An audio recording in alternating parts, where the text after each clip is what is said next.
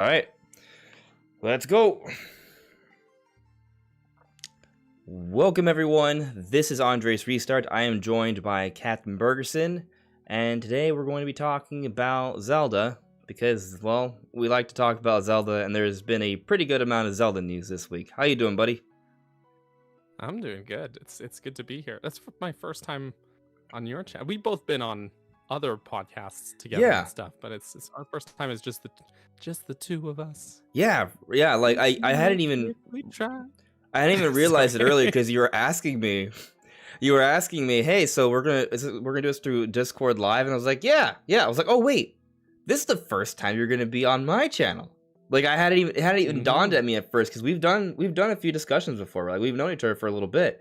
So you know, I feel like we already have like a pretty good rapport. Like, you know, it's gonna feel like we've done this probably a million times maybe.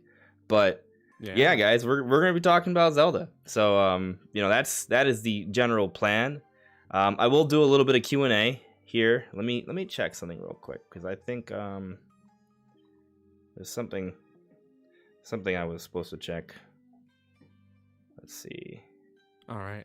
Well, you check that. I'm just gonna go down into the stream here. Sure. And I'm just gonna hit that thumbs up button. And, just maybe some other people want to do that too while Andre's checking what he's checking, and yeah. All right. Our lovely viewers. Yeah. Yes, please like the stream, guys. That would be super helpful. But after you do that, or before you do that, actually, no, before you do that, make sure to check the link in the description below and go to our guest channel and check him out because he makes amazing content. Like, honestly, it's really good content, especially if you're a big fan of dungeons from just the Zelda series as a whole, because he's this guy is doing the best work when it comes to just understanding dungeons in Zelda. So definitely go check that out. But my bread and butter. Yeah, your butter and bread. It's amazing, right? And I mean, lately you've been uploading a little bit more too. I mean, with all this Zelda craze. Oh yeah, I've been, I guess, feeling a little motivated. So. Yeah, and you know, I was actually thinking, like, you know, I just intended on this stream kind of being, well, I didn't really think about it because I was too busy thinking about other things. But I mean, I just assumed I was going to talk about Zelda today. Like I knew that was going to happen, but you know, I like to kind of have some level of maybe like a little bit of a topic besides just blanket Zelda. It's probably going to end up being blanket Zelda or blanket Tears of the Kingdom. But, you know, given your expertise with dungeons, though, you know, I was kind of thinking we might be able to go in a direction of, okay, from what we've seen so far, what are our feelings on dungeons? Actually, you know, let's open up with that. Let's talk a little bit about this dungeon situation, and then I'll check in the chat while you guys roll in. Please like the stream; it helps it out.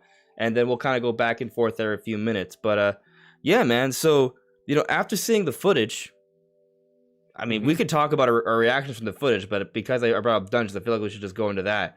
Like, yeah, let's dive right in. What do you think? Do you think there's like, what do you think what the footage that we've gone so far is suggesting for what we're going to get in Tears of the Kingdom?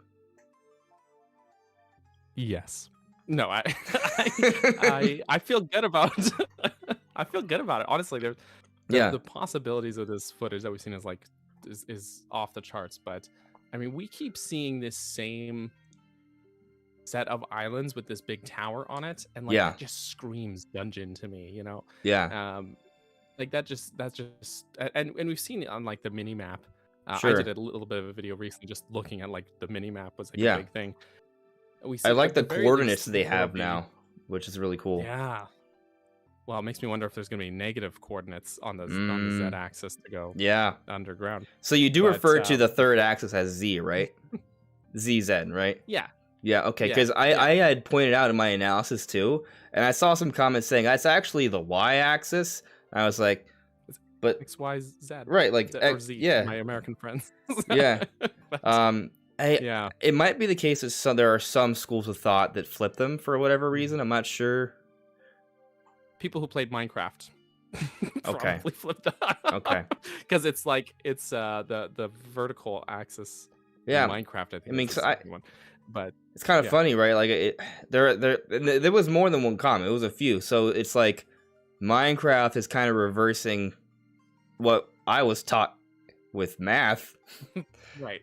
Right. Like I say XYZ because it just, yeah, like you said, math or Yeah. freaking just like school, is that's how I learned it. But Regardless, the I don't know. third number is the number relating to how high or low we are. That's elevation. We'll just go Yeah. longitude, latitude, elevation. There we go. Yeah. The LLE. Yeah. But yeah, no, the dungeon possibility is, I think, really good. At the very least, the caves we saw on the mini map. This is a big deal for me. Is there's like all these little map icons that we see. So one that is like a shop, the stable on the map, and then one there's like cave entrances are marked on the map, and some of them had like little tick marks beside them, little check marks, which to me indicates that those are probably like mini dungeons, and there's probably some sort of objective or treasure or something to do in there, and then once it's complete, you get a little tick mark on there to track your completion, right? So are you talking about like there was like that blue marker? Or is that something else? No, there's a separate one. There's a separate one that's just like a beigey one that's just for the cave entrance. Okay. And okay. Yeah. Okay. It's I'll show you. I might have an image. Yeah. Of like I just took of just the if you could link it to me on our Twitter chat, because I'm screen sharing our Discord chat, or screen sharing, one or the other. Actually no, send it to me on Twitter if you can. And then I could share it with everyone. Up here. I'll just open Twitter back up too. I had shut that down. But yeah, I mean that's more just in the mini dungeon vein. Sure. Line of thinking. I still think that that like full, like proper real dungeons are probably still a thing, because like that tower, we keep seeing it. We've seen it in like almost every trailer, not every trailer, but almost every trailer, and we've seen it in some of those promotional screenshots. Yeah, it's all over the place. Right? Yeah, it is. So like, just again, to me, that's got to be an important building. And dungeon is always a good one. Let me share this with everyone on the stream so they can see what we're talking about here. Yeah, so you can see there's like these there's a shop icon. There's like a green circle. I don't know what the green circle is. And there's these little ones. There we go. And those line up. There's a shot when during the gameplay he goes into the cave and it lines up perfectly with that little cave entrance icon. So we know that's for sure what that icon means. It's just those little tick marks that some of them have, some of them don't. Right, there's like some sort of completion measurement there. And we're pretty high up. That's definitely a sky island. I mean, you probably tell that from the footage, but yeah. I mean, I just took the screenshot. I just cropped the mini map. Yeah. But yeah, I was just because I was using it for a thumbnail actually. Okay. And the one, the big one. But yeah, it's interesting to see what we might have in store there. I wonder. Like... Okay, so I could be mistaken on this because I'll have to double. I mean, you might know since you cropped it, but this seems actually no. You might not know. Anyway, I'll just say what I'm thinking. Okay. So, looking at the map, there's I guess 3 cave entrances, right? That we see. The one that's in the middle, the upper middle. If I'm not mistaken, I want to say that's the cave we enter to do the ascend ability. Because it looks like it's right before that big sort of like archway. Because the cave entrance is right to the right of it. I'm pretty sure that's the one. Yeah. Yeah. So he goes in there, and we can see it when he does go in the cave. That like you see on the minimap, his little character icon moving into it. Yeah. And then he does the ascent. He doesn't linger in there, but we can see the cave like extends pretty far. It goes up. There's something there. Yeah. There's something worth doing in there. Enough worth doing to warrant a little check mark. That's what? Yeah. So something important. I wonder. And I guess the other question is, could they be linked? Like we see 2 check marks. Is it possible that one cave entrance that we did see, is it linked to the other cave entrance that we see on the other part of the map to the right? Like, does it loop around the mountain? Like a full tunnel that goes right all the way through. Maybe. Yeah. I mean, maybe. We got a lot of questions. I mean, so okay. More questions than answers. And I guess there's that pot symbol I'm assuming that's a shop. Yeah. That same symbol is in Breath of the Wild to denote a shop. So there's a shop in the sky. So there's a shop on the Sky Islands. Is that Yeah. weird? A little, but Someone, maybe not. said it might be one of those like pachinko machine things that we caught like like one of those little gotcha machines. Sure. We caught like a glimpse of one in the background, at least what looked like one in the background. Someone was saying that might be what that shop icon is meant to denote, but I don't know. Oh, apparently someone in the chat says my audio's low. I can turn myself up. Yes. Actually, you know what? Let me raise it up a bit, guys. Let me. Wrong thing. That's Twitter. That's the wrong thing. There we go. I can lean right in and get more sensual with everybody in the chat if you want. It's gonna only make me uncomfortable. Everyone else is gonna love it. Yeah. Everyone will love it. Love it. Yeah. But there's is it now better, guys? Is the audio a little bit better, or do we need to adjust it? Let me know. And I don't see anyone saying. Yeah, I'm looking at the chat. So I'm looking at the chat. Is the audio okay? Please let me know. It's better. Okay. It's better. Okay. Excellent. Perfect. Thank you very much, guys. Thank you. Yeah. I see we currently have about 120-ish people watching. If we could like the stream, guys. Yeah, it's a fantastic start. It's amazing. So please like the stream, guys. It's super helpful. Super helpful. But yeah, dude. What I was thinking, right? Like, I didn't consider that we would have shops and what the footage they showed, because in the footage they showed, it looked like a fairly wild area to me. Like it almost seemed like, I mean, obviously it's charted by some ancient civilization some long time ago, but it seemed pretty all weathered to me, right? So I wasn't thinking that there is like current active civilization, but it had maybe the constructs though. Yeah. So there's two different kinds of constructs we've seen in the footage. Yeah. There's the construct that attacks you, that has like a laser that's kind of tracking, looking for you. And then there's the ranger constructs, which I think might be the same as what we saw in the sequel trailer, but there could be a size difference there, so it's hard to say for sure. But these don't seem to be enemies, because you can talk to them and they haven't attacked us. We saw one at the edge of the lake when we build the boat, and the other one when we entered the cave. And you and even a little talk icon like came up when you approached when Link approached the ranger construct. So it's definitely, I don't think they're bad. I think they're friendly NPCs, and it makes me think that the soldier ones are not even necessarily like evil, that they're just like, I was gonna say guardians, but like sentries basically, that are just like carrying out their duty to just like their guards basically, and so they're just gonna attack anything they deem as like an intruder. But that doesn't mean that they're like evil necessarily. That's my line of thinking with those, but I could be wrong. I'm just speculating. But the ranger guys are, I mean, the constructs are adorable. I'm just gonna put that out there. They are very cute.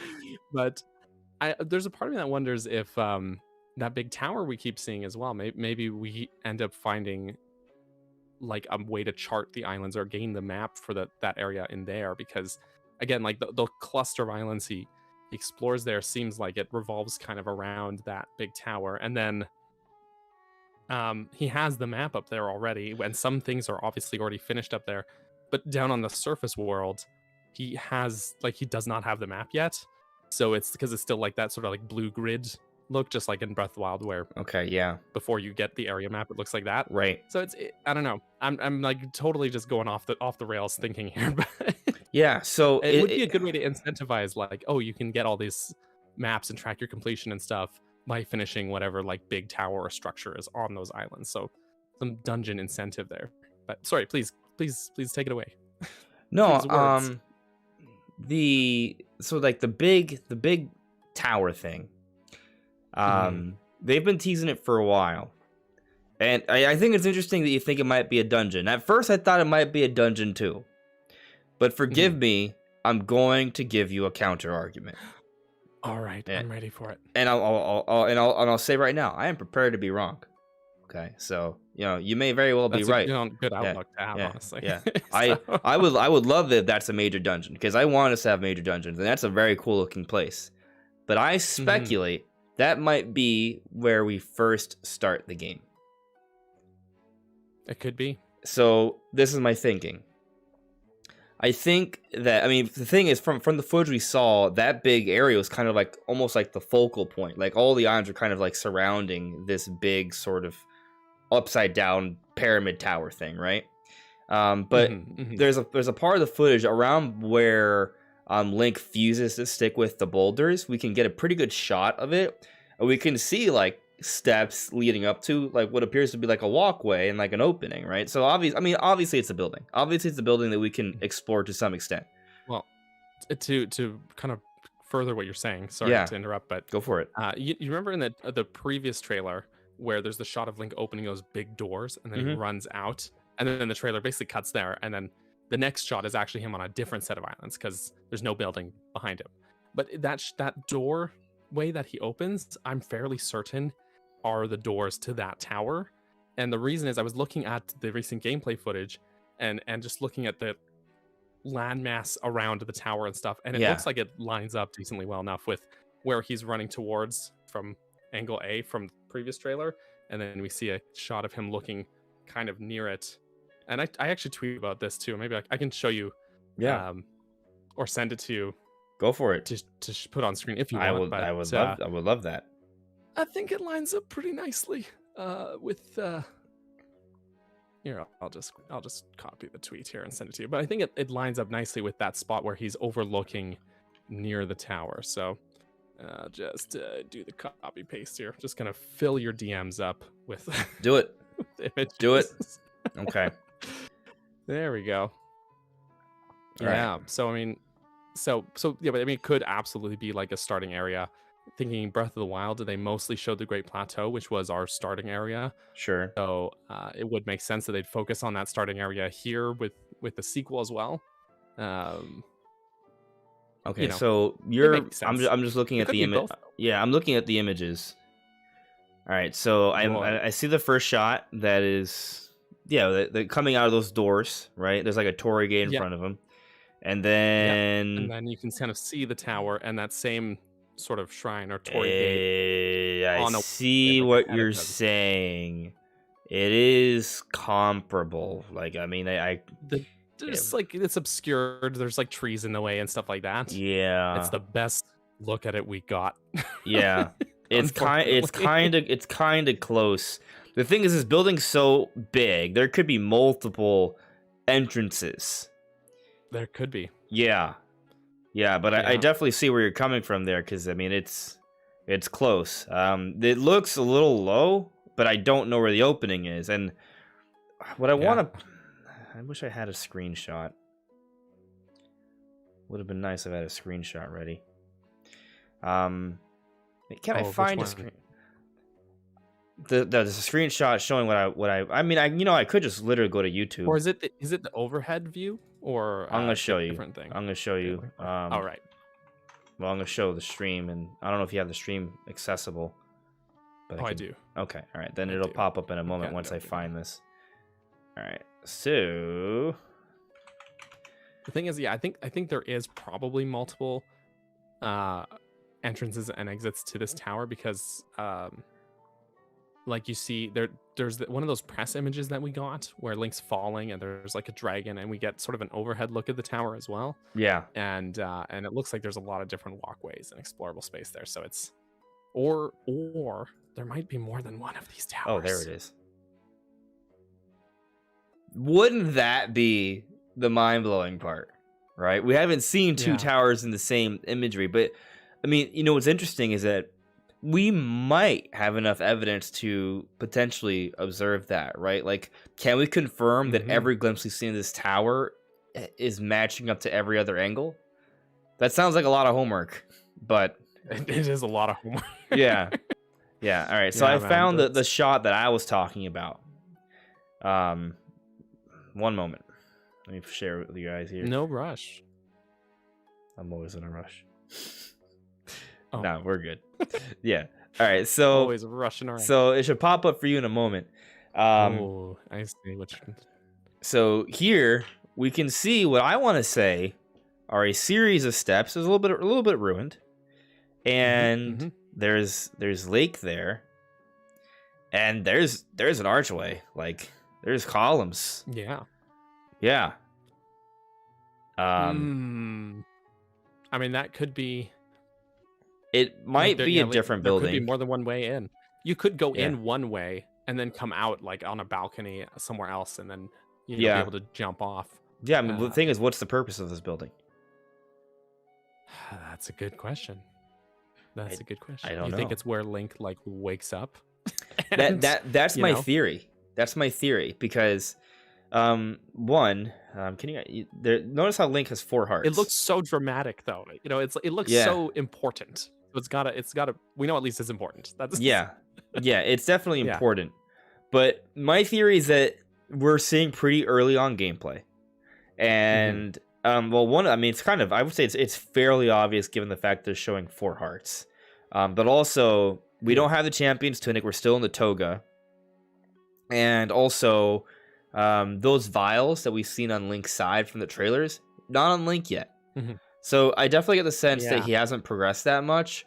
And my speculation is that basically the Link we see in the gameplay demonstration is like an equivalent to the Link we see right after you get the paraglider, where you have access to go beyond the Great Plateau, and that's kind of it. And what I'm thinking is when he starts the gameplay out on the surface of Hyrule, it's almost like he basically just came down from the Sky Islands after perhaps gaining 4 abilities, unlocking the the little, I forget the name of them, the jewels that give you have to collect 4 spirit orbs. The spirit orbs, thank you, that's what I was thinking. To get a heart or a stamina upgrade, and they picked heart because this is a demonstration.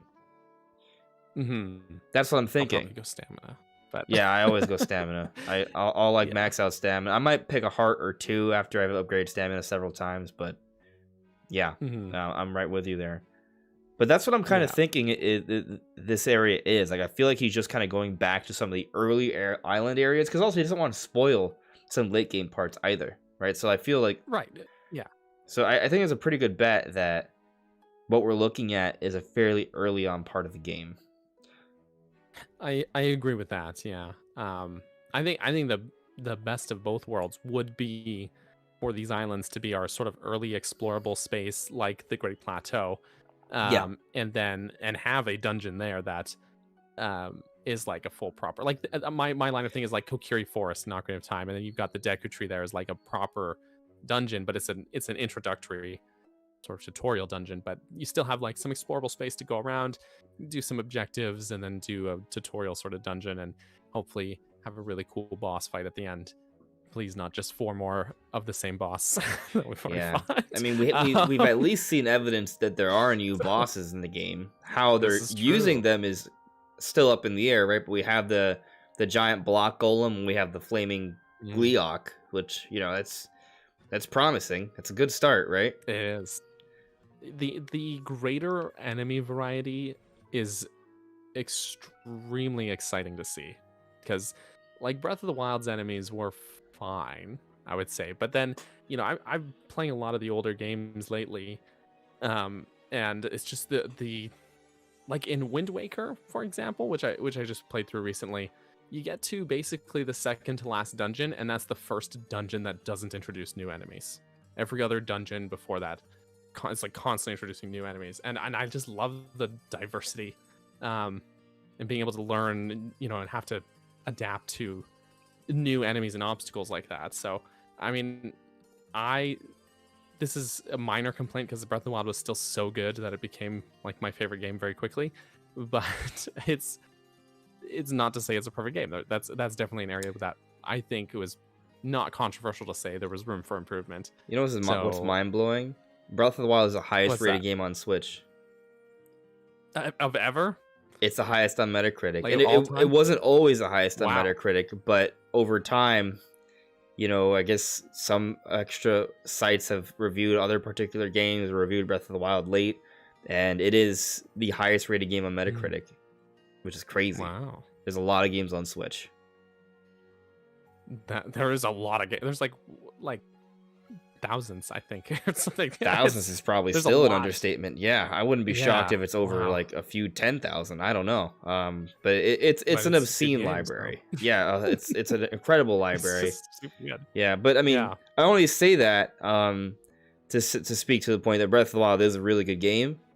I think you could argue it for one of the greatest games ever made, but I also totally agree that when it comes to talking about like things to improve, I probably talk about Breath of the Wild improving more than any other game.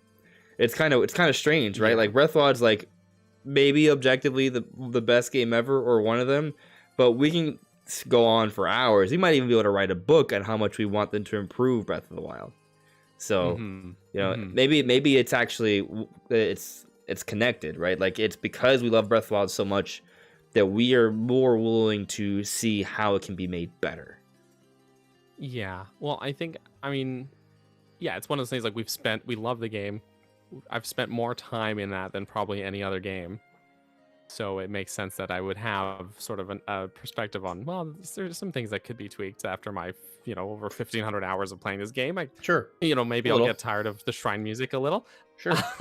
So, yeah, it's one of those things that it's just because I feel there's room for improvement or I have criticisms doesn't mean I dislike it, of course, right? So yeah, which shouldn't be a disclaimer, but this is the internet, so it has to be. But yeah, but I mean, I think we all agree that we need more enemy variety is a fantastic thing. And yes, yeah, always. Yeah. Now we can keep on going a bunch of directions. But let me. Oh, there's just any direction. We can go. But I said I would get to the chat, so let me get to the chat here. I got a couple super chats. Thank you very much, guys. I'm gonna get to them.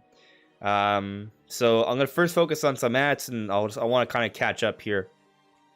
Let's see. All right. Samuel A. Earlier, there will be small keys and puzzles, but nothing like linear dungeons locked behind items. Yeah, I'm not.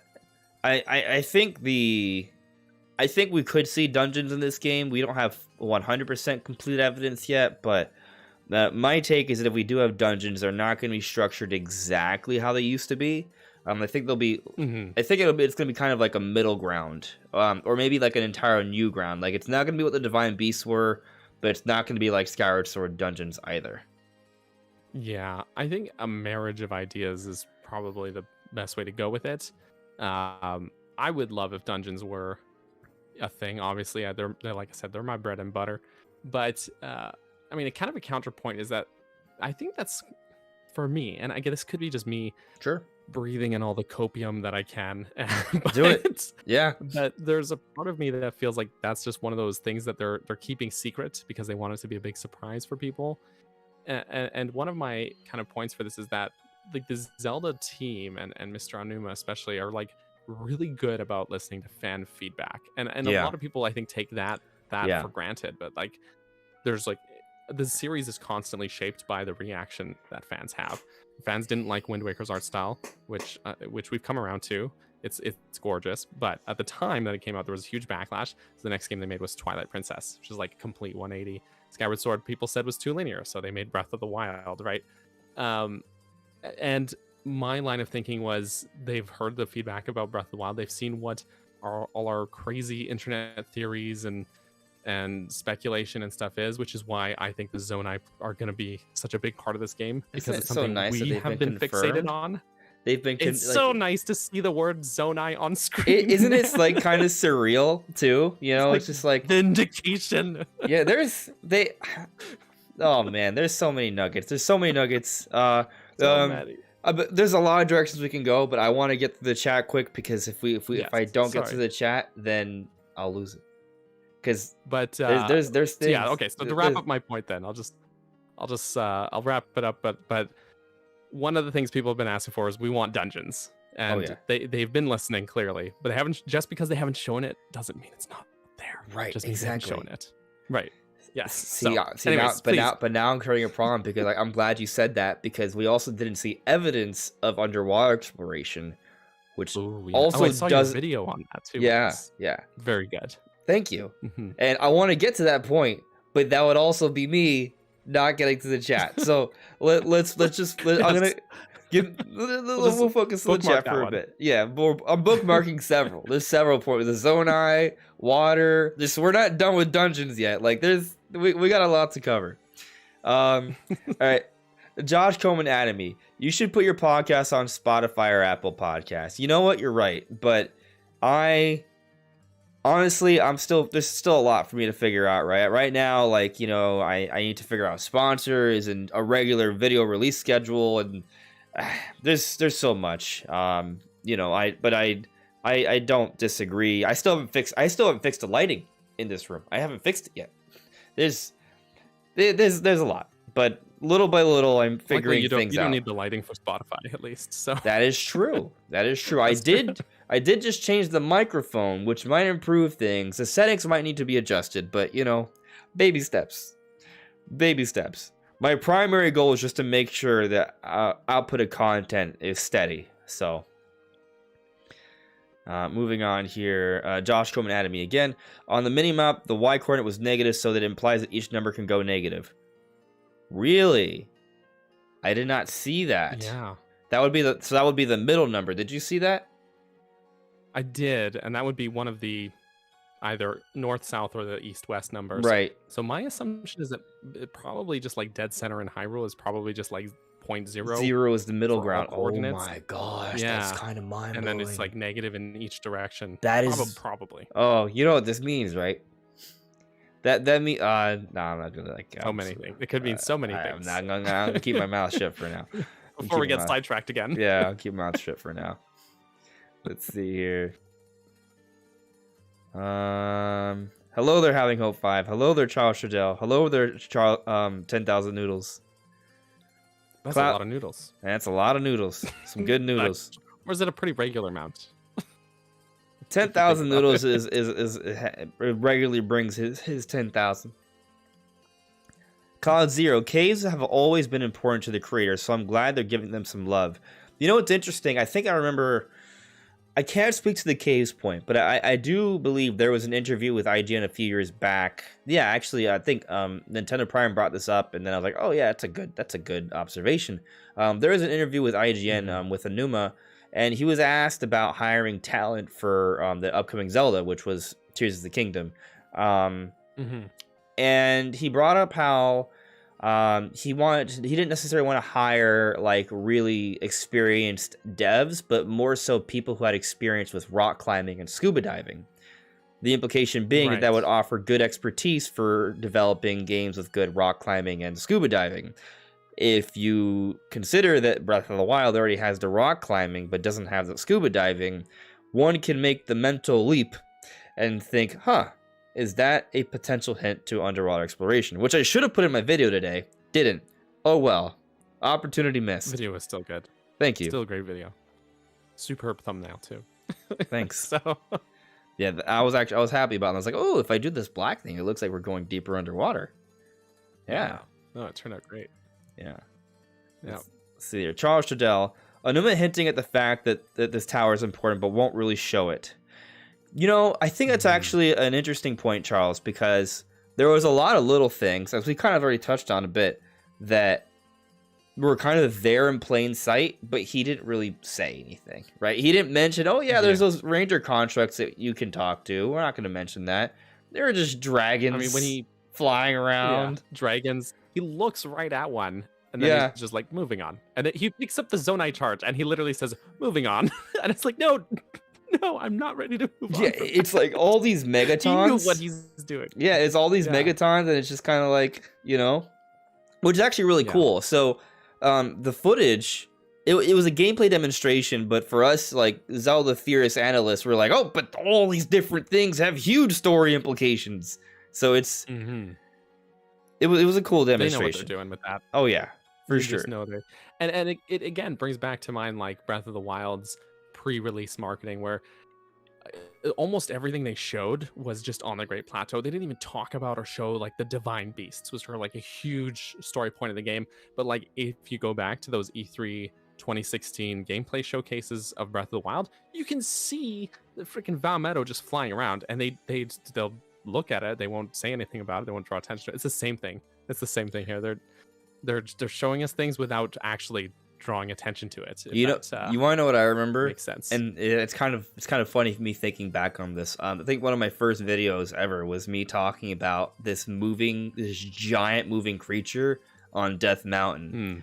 I remember making the video, zooming in, and it was like very pixely, so it was hard to make out. But I thought it was clear there was something moving on Death Mountain, and now we know there was. There was. But I remember seeing comments be like, "Oh, I don't know. I think that's some copium right there, right?" And then we didn't use copium back then, but you know, the word wasn't in circulation. No, but skepticism was definitely in circulation back then too. But the giant creature on Death Mountain was kind of true. I mean, doesn't bleed, but you know, it's considered a beast. It's a divine beast. So yeah, it roars and moves. That was wild. Oh, those were the days. Those were the days. Those were the days. Yeah, it would be exciting. I don't think we're gonna see. I mean, it'd be cool if we saw something hidden in the background that might be kind of crazy. Actually, your buddy Game Over Jesse, he apparently uploaded like a very high resolution version of the gameplay demonstration. Yeah, he upscaled it to like 4K to upload it, but I mean, it looks good, but you can only go so far with upscaling because it's right. Does it fix the compression problems is what I'm curious on. Like, does it make the game look like the press release screenshots? I haven't had a chance to analyze it yet. I mean, again, it's really cool to see. It's really good to have that kind of thing for zoom ins that look a little cleaner than normal. Yeah. Or than the compressed, 720p footage that Nintendo put up. But again, it's like there's only so much you can do by upscaling because it has to make assumptions about how to draw things, and it doesn't always do it necessarily accurately, or things look too like smooth or like weird. You know what I mean? Yeah. So, but I mean, still, it's cool. It's cool. It helps. Of course, I was watching it on my phone, and I don't even. Right. I think that pretty much neutered the whole prospect of. I mean, I think you're basically just looking at like a 720p image. You got to put it like on the big screen or something, or at least like a monitor. Yeah, you got to really like blow it up to get the full benefit. Yeah. But just trying to keep up with the chat here. Crystal Black, the mural with the 7 tiers, hoping for 7 proper dungeons. Yes. So let me ask this question. My interpretation of that has been that we're getting 7 to 9 dungeons in this game. Does that make sense to you? It absolutely does, and I'm in agreement there because it feels like I see these tier things, and I just think plot dungeon MacGuffin. Dungeons in Zelda, usually you have to like. There's some reason to go there. You're not just going there for shits and giggles. Sorry if I'm not supposed to swear. No, we're technically we're not for children, so you can swear. There you go. Yeah, but it's like there's a purpose. Is my point. So yeah, my thought is that that's like going to be the dungeon MacGuffin that we got to collect there. It's going to be one of those big tier things. I'm in agreement there. Yeah, but because I've kind of wondered, like, so like you got 7 dungeons, like there's 7 sages, right? So that was like my first thought, right? And then you have the 7 heroines, which apparently also technically means 7 sages, and when you interpret like the Gerudo text. But then there's the 8th heroine, which suggests there's an 8th sage, which may also suggest another hidden tribe. And now we have confirmation that the magic wielding tribe that disappeared a long time ago, the Zonai, they're being used with significance in the sky. They might be the 8th hidden tribe. So we might have a sage to represent them, potentially an 8th dungeon. So that's how I get to 8, and then the 9th would just be the final boss dungeon. Like, presumably like Hyrule Castle or something. Yeah, or the moon. As like the final dungeon. Yeah, I'm crazy, and I'm telling people the moon. I've been like trying to propagate this idea that... The moon? The moon. Yeah. Yeah, is the dungeon. That's my dumb theory. That's my dumb theory that I don't believe, but I want to believe. I will be astonished if that's the case. Me too. If I'm being honest. I mean, I'm there with you. Don't hold back. I think it's dumb, but the more I think about it, the more I want it to happen, though. All right. I mean, I'll give you my a lot of attention to I'll give that. you my spiel real quick. Okay. All right. Okay. All right. All right. So Ganondorf, right? Like we agree it's probably Ganondorf, right? Totally. Okay. Who all right. else All would it right. be? So well, some people argue Demise, and I think there's at I least argue they're wrong. I think there's maybe some inspiration from Demise now, but I think it's Ganondorf, right? Sure. Yeah. So we're on the same page. The Gerudo jewelry and stuff. Yeah, so. exactly. The clothes, all that red hair, like it. Yeah. I mean, we're on the same page for now. Yeah. Okay. So, did you notice that it seemed like the red moon in the most recent trailer had more significance than usual? Or would you say that's just cinematics? I mean, it could be just like blood moon cutscene. Sure. Because it could be, but it could. That's the thing, is it's so hard because it's taken out of context and put into the trailer. Yeah. So I'll tell you this. The blood moon they show in the blood moon cutscene for Breath of the Wild is not as pronounced or detailed as the blood moon they show up close with ultra detail in the latest trailer. It's a lot bigger and more pronounced. So, could be cinematics, but I think it's at least making the mental leap that there could be some sort of extra level of significance this time around. With me so far? Yeah. Okay. Still with you. Okay. Cool. The thing is, I'm waiting to lose you. I know it's gonna happen at some. It's gonna happen at some point. I'm suspending my disbelief. Just for. All right. Okay. Cool. Getting through this. Okay. Cool. So, Ganon's underground Hyrule, right? We've seen that it seems like there's a little bit of extra potent malice infesting things, erupting through. It seems like he's really truly starting to assume the role of the Demon King. There's his dark intent. There is definitely kind of like a bit of an underworld vibe. Am I still with you so far? Yeah?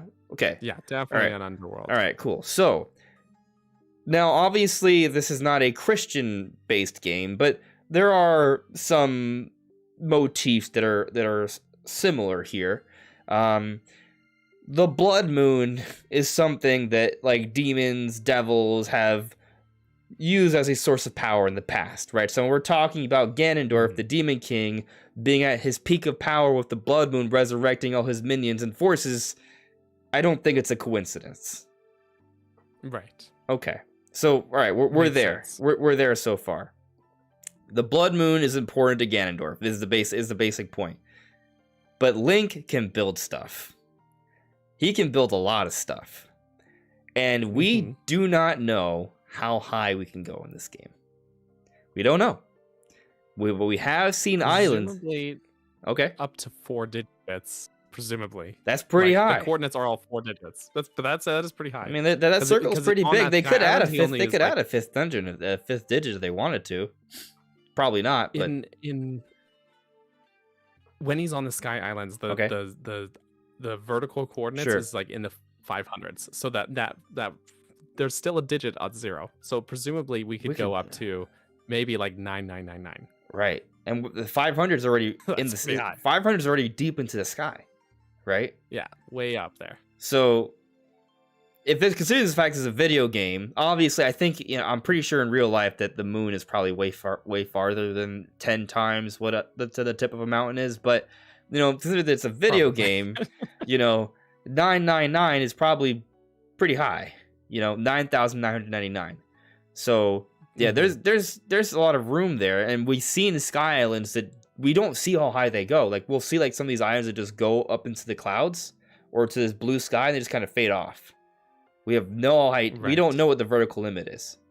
So with us not knowing what the vertical limit is, with this emphasis on the blood moon, with Zelda saying, well, we assume it's Zelda. It sounds like Zelda, that she's not sure if we can beat Ganon this time around. We need to find a way to beat Ganon. So what if we build a rocket ship? Go to the moon to like cut him off from his power source, basically? Maybe. Or that's interesting. Maybe. Or maybe maybe he goes to the moon at some point. Maybe the fight happens on the moon. I don't know. I feel like some sort of magic teleportation deal is more likely than a rocket ship. Yeah. But then again, we got a motorcycle in the last game. We got a giant robot elephant that shoots a laser at Ganon. So anything is possible. All right. So you're ready for me to blow your mind, right? All right. Man, this totally just we're gonna end this little tangent in a moment, but because I do want to kind of talk to you about like how this game may be structured, right? We still don't know. Sure. We have some. We understand some of our abilities, but we don't know what we use these abilities for. Like, what is the goal, right? Obviously, stop the forces of evil, but how do we do that? Are we supposed to obtain like 7 tiers of the kingdom? Like, they haven't told us that yet, right? If they are, where are they? We can only make assumptions. They haven't told us yet. But what if Ganon isn't in Hyrule Castle? Because we've already done that already. Why the castle? He's in the moon. He's in the moon. And the only way we can get to the moon is by by being able to fly up there. But we can't fly up there because we don't have enough battery life. You saw in the footage. He put some fans on that little boat, and in 5 seconds the battery was done after going up 3 feet. So what if every shrine in this game gives you more battery life? And once you beat every shrine, you have enough battery life to fly to the moon. I'm joking, by the way, guys. I don't actually believe this theory. Just so you guys understand, I don't believe this theory entirely. It's one of those like things that's like so far-fetched and so crazy, but I would kind of love it.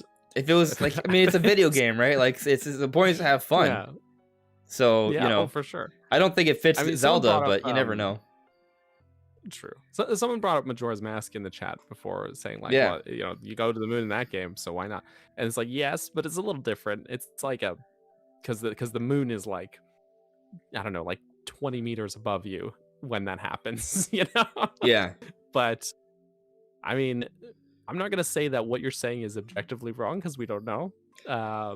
It seems a little far-fetched, but also the points. If you just go from straight from like where the start of this discussion was right to that's why we're going to the moon, it feels like such a reach, but you got all these steps between that make it feel more rational. So I'll give you another point. We can just, right. I mean, there's a counter argument for this point that I already understand because of what Skyward Sword is and the invisible cloud barrier, but right. What if the reason the moon looks so big is because it's literally closer? What if the resurrection of Ganon, he brings the moon closer, and with him bringing the moon closer, it also causes some weird gravitational shift, or the goddesses to react in some way, maybe both, and that's why the Sacred Realm, or these Sky Islands, also appear. Point being is that maybe the distance between the Earth and the moon is not so great anymore, and that 999 might just be high enough to get us there. Maybe. Probably not. That's wild. Not probably not. Probably not. What is it? What do the kids say? It's just a theory, a terrible Zelda theory, and it's related to a game. Yeah. Anyways, let me get to some of the chats here, and then we'll actually move on with this discussion in earnest. All right. So here we go. Okay, first super chat from earlier. Samuel A. Thank you very much for the super chat, buddy. Samuel A. Says, I'm torn because the blue shrine-looking icons line up with the locations of Zonai swirly things, which seem like shrines, but caves do as well. Thoughts? Yeah, that's a tough one. I mean, we were just touching on it. Yeah, fast travel. And those could be just separate things. There could be that there's so many caves that giving each one a fast travel point, like the shrines, would just be like a absolute, like, just clutter the map too much.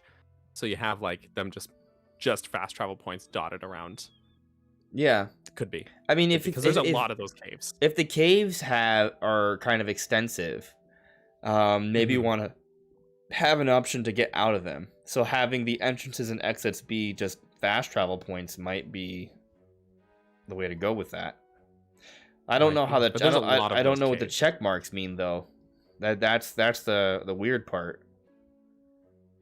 Could it? But if you have like only like here, actually, I'll show you. I'm gonna send you another image. Go for it. That's all right. Keep them coming. If you send me Because 10 more during this discussion, I will not be mad. I'll there actually you be go. happy. Someone sent me this, and it's someone basically took screenshots of all the mini maps and compiled what they could of a map of I the space that's I did explored. glance at this at one point. Yeah, let me share this with you guys. So you've got all these cave entrances here, and some have the ticks, like the check marks, some don't, and these are just on this string of sky islands, right? And then you've got 2 of those shrine-looking icons. So it would make sense if you got like in just this space, you've got 1, 2, 3, 4, 5, like 6 cave entrances. If each of those had a fast travel points like the shrines, your map would just be way too cluttered. But if you have all of these and you just have like 1 or 2 fast travel points between them, it's a lot cleaner, you know? It could be. I'm just speculating, but having the fast travel spread out a little more, it could just mean that there's so many caves that they can't all get fast What if travel. it's just telling us that those are caves, and that's it, like that? Maybe. Yeah. Maybe I'm overthinking it. Well, like I guess because the thing is, like the caves are there's definitely some type of marker, right? But then we also have those squares that are bigger, more pronounced.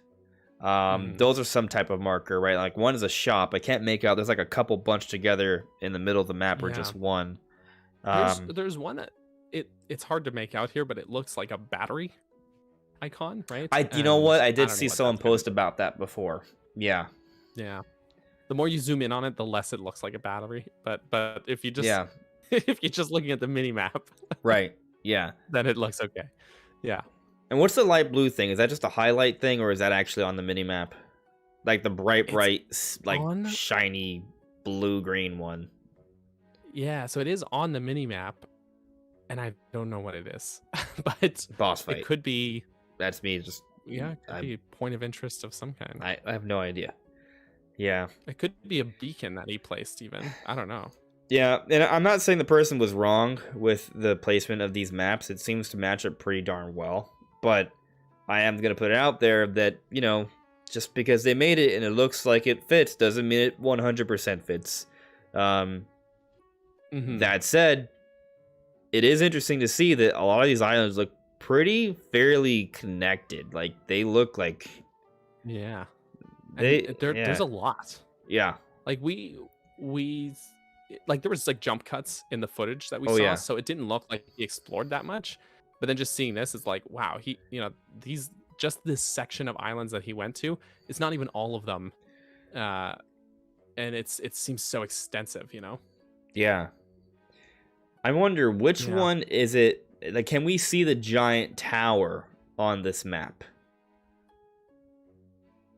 We probably can. Okay, do you see on the far left, there's like a lake, it looks like, and I think it's like the tower's on the left edge of that, and there's like a walkway out onto the lake. You might be right. I could be wrong as well, but that's my train of thought there. There is that one shot that I was looking at, and was when we were looking at the YouTube video. I might still have it up. Oh yeah, when we were looking at it earlier. Okay. So what I can tell you this, where that long bridge, I have the YouTube video up. There's like this long bridge so Link is facing us, and we can see the yellow arrow. It does look like that long bridge is kind of connected to the big tower thing. So when I go back to the image you shared me, I think that might be it. That image, if anyone in the chat is wondering, it was made by someone else named who is Kokiri Theory. Yeah, they're right here. Was their name? Kokiri Theory. I'm gonna give them a fat like. Kokiri Theory. Yeah. Yes, but so I think that's where he's showing that fusibility, and then the tower's behind him there. So but there's a lot that's not shown on these mini maps that we could see in the background. There's more island to explore back there. Yeah, and the other thing is that it's a little confusing because there's a lot of difference in elevation here, right? Like, so these are not all these islands aren't necessarily connected. Like, some might be hundreds of feet below or above each other. Even true. though from the footage it did seem like a lot of it was fairly connected. Like I felt like I was looking at a like sizable terrain to explore. Like it didn't feel like Mario Galaxy where you have like these small platforms connecting each other. Like no, there are like significant land masses here where you could envision seeing like entire ecosystems or villages. Like they're not small islands. They definitely have like bigger than Skyloft vibes a lot of the time. So totally. And seeing how many of these icons are here on this, like it makes me think that these islands are going to be like super just densely packed with things to do, caves to explore, enemies to fight, things to loot, all that good stuff. I'm excited. I'm so excited. Like there's, I'm gonna be honest with you. When I saw the footage, I was both excited but a little disappointed. Now hear me out. All right, Zelda fans, don't rip my Zelda my Zelda fan card out yet. I think this game can still be the GOAT, and when I say the GOAT, I literally mean potentially the greatest game ever made. I do mean that. Okay, but I think sometimes people have challenged me on like how genuine I might be, and I'm just telling you, I call it how I see it, right? And all I'm saying is that visually, I thought the game did not look as good as I thought it could, as the trailers were suggesting was going to. So that's why I was kind of asking about the upscale thing. I'm gonna ask Game Over Jesse too. Like it looks like it's just an upscale technique and not necessarily maybe like a press release version of the gameplay demonstration, because I feel that maybe compression has impacted the quality of the image that we've seen during the demonstration, because it just didn't look as good as like things we saw before. So I have to wonder, either A, is Nintendo kind of pulling their leg here, or did they just do a bad job of giving us a high quality feed for this gameplay demonstration? I think it's more the latter, because there is definitely like there's some compression on the, like YouTube compresses things. And I think that they just didn't. They just could have done better with that upload in particular. But then you see like the previous trailers and the press release screenshots and things like that the game looks much sharper than that. My fear though is that that's like a PC version or something. That's what I'm like kind of worried about. Oh, maybe. Because they have given us screenshots of like Splatoon and stuff that look amazing, and the game doesn't look as good. Right. Your counterpoint though is that like, with Breath of the Wild, all of their press screenshots and stuff like that they shared, especially like marketing before the game launched, was all the Wii U version, and it was like murkier looking than the Switch version on release.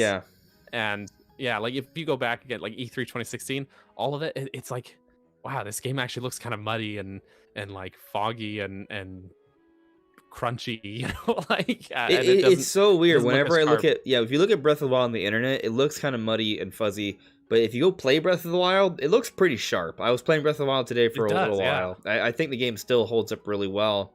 And if I were to base how Breath of the Wild looks on my TV when I play it versus what I've seen of that gameplay demonstration in Tears of the Kingdom, I would say Breath of the Wild looks better. But I'm saying that totally being aware that compression is ruining the image quality. Like it does. Oh, that's my thought. Yeah. So I think it's just being so horribly compressed on YouTube that it just like some of the textures is like the same. Some people have like compared the same spot in Breath of the Wild, and they're like, oh, it looks like more pixelated in Tears of the Kingdom. And I'm like, there's no way it would be, right? So it's got to be that compression. Something tells me that the team that was behind getting that demonstration prepared wasn't very experienced with it. I'm very willing to believe that, because this is Nintendo and something on the internet. Usually those don't go super hand in hand. For example, it's not like they didn't even do any cool like editing tricks, but it didn't really feel like a Sakurai Let's Play. It was like, all right, time to go. And then we never see Sakurai again until the end, if I'm not mistaken. It's just like clips of gameplay, which is a totally fine format, but it's definitely a minimalist format, right? And so it wasn't like it was a very simply done presentation. And when you factor that on top of the fact that it looks like the compression kind of hit hit the game pretty hard. It's you know, it definitely makes me wonder, you know, like what they had going behind that. But you know, I just wanted your take on that. You know, you're making me feel a little bit better that it was probably just compression and that the game is actually probably still fine. Could be again another hit of my copium, just because I want this game to be as good Yeah. as possible. But Yeah. I mean, I'm the willing thing to is, admit that there's a chance of that. yeah. I mean, the other thing is that like this game is like the world size is far larger, right? It's far larger. The draw distance is far larger. I just hope that they manage to do those things while it still kind of maintains the same level of visual fidelity as Breath of the Wild while having a solid frame rate. Am I asking a lot? I don't know. You made it for the Wii U. This is the Switch. It's been in development for a few years, so we'll see what happens. But regardless, though, the gameplay is what's really been blowing my mind. So. Yeah.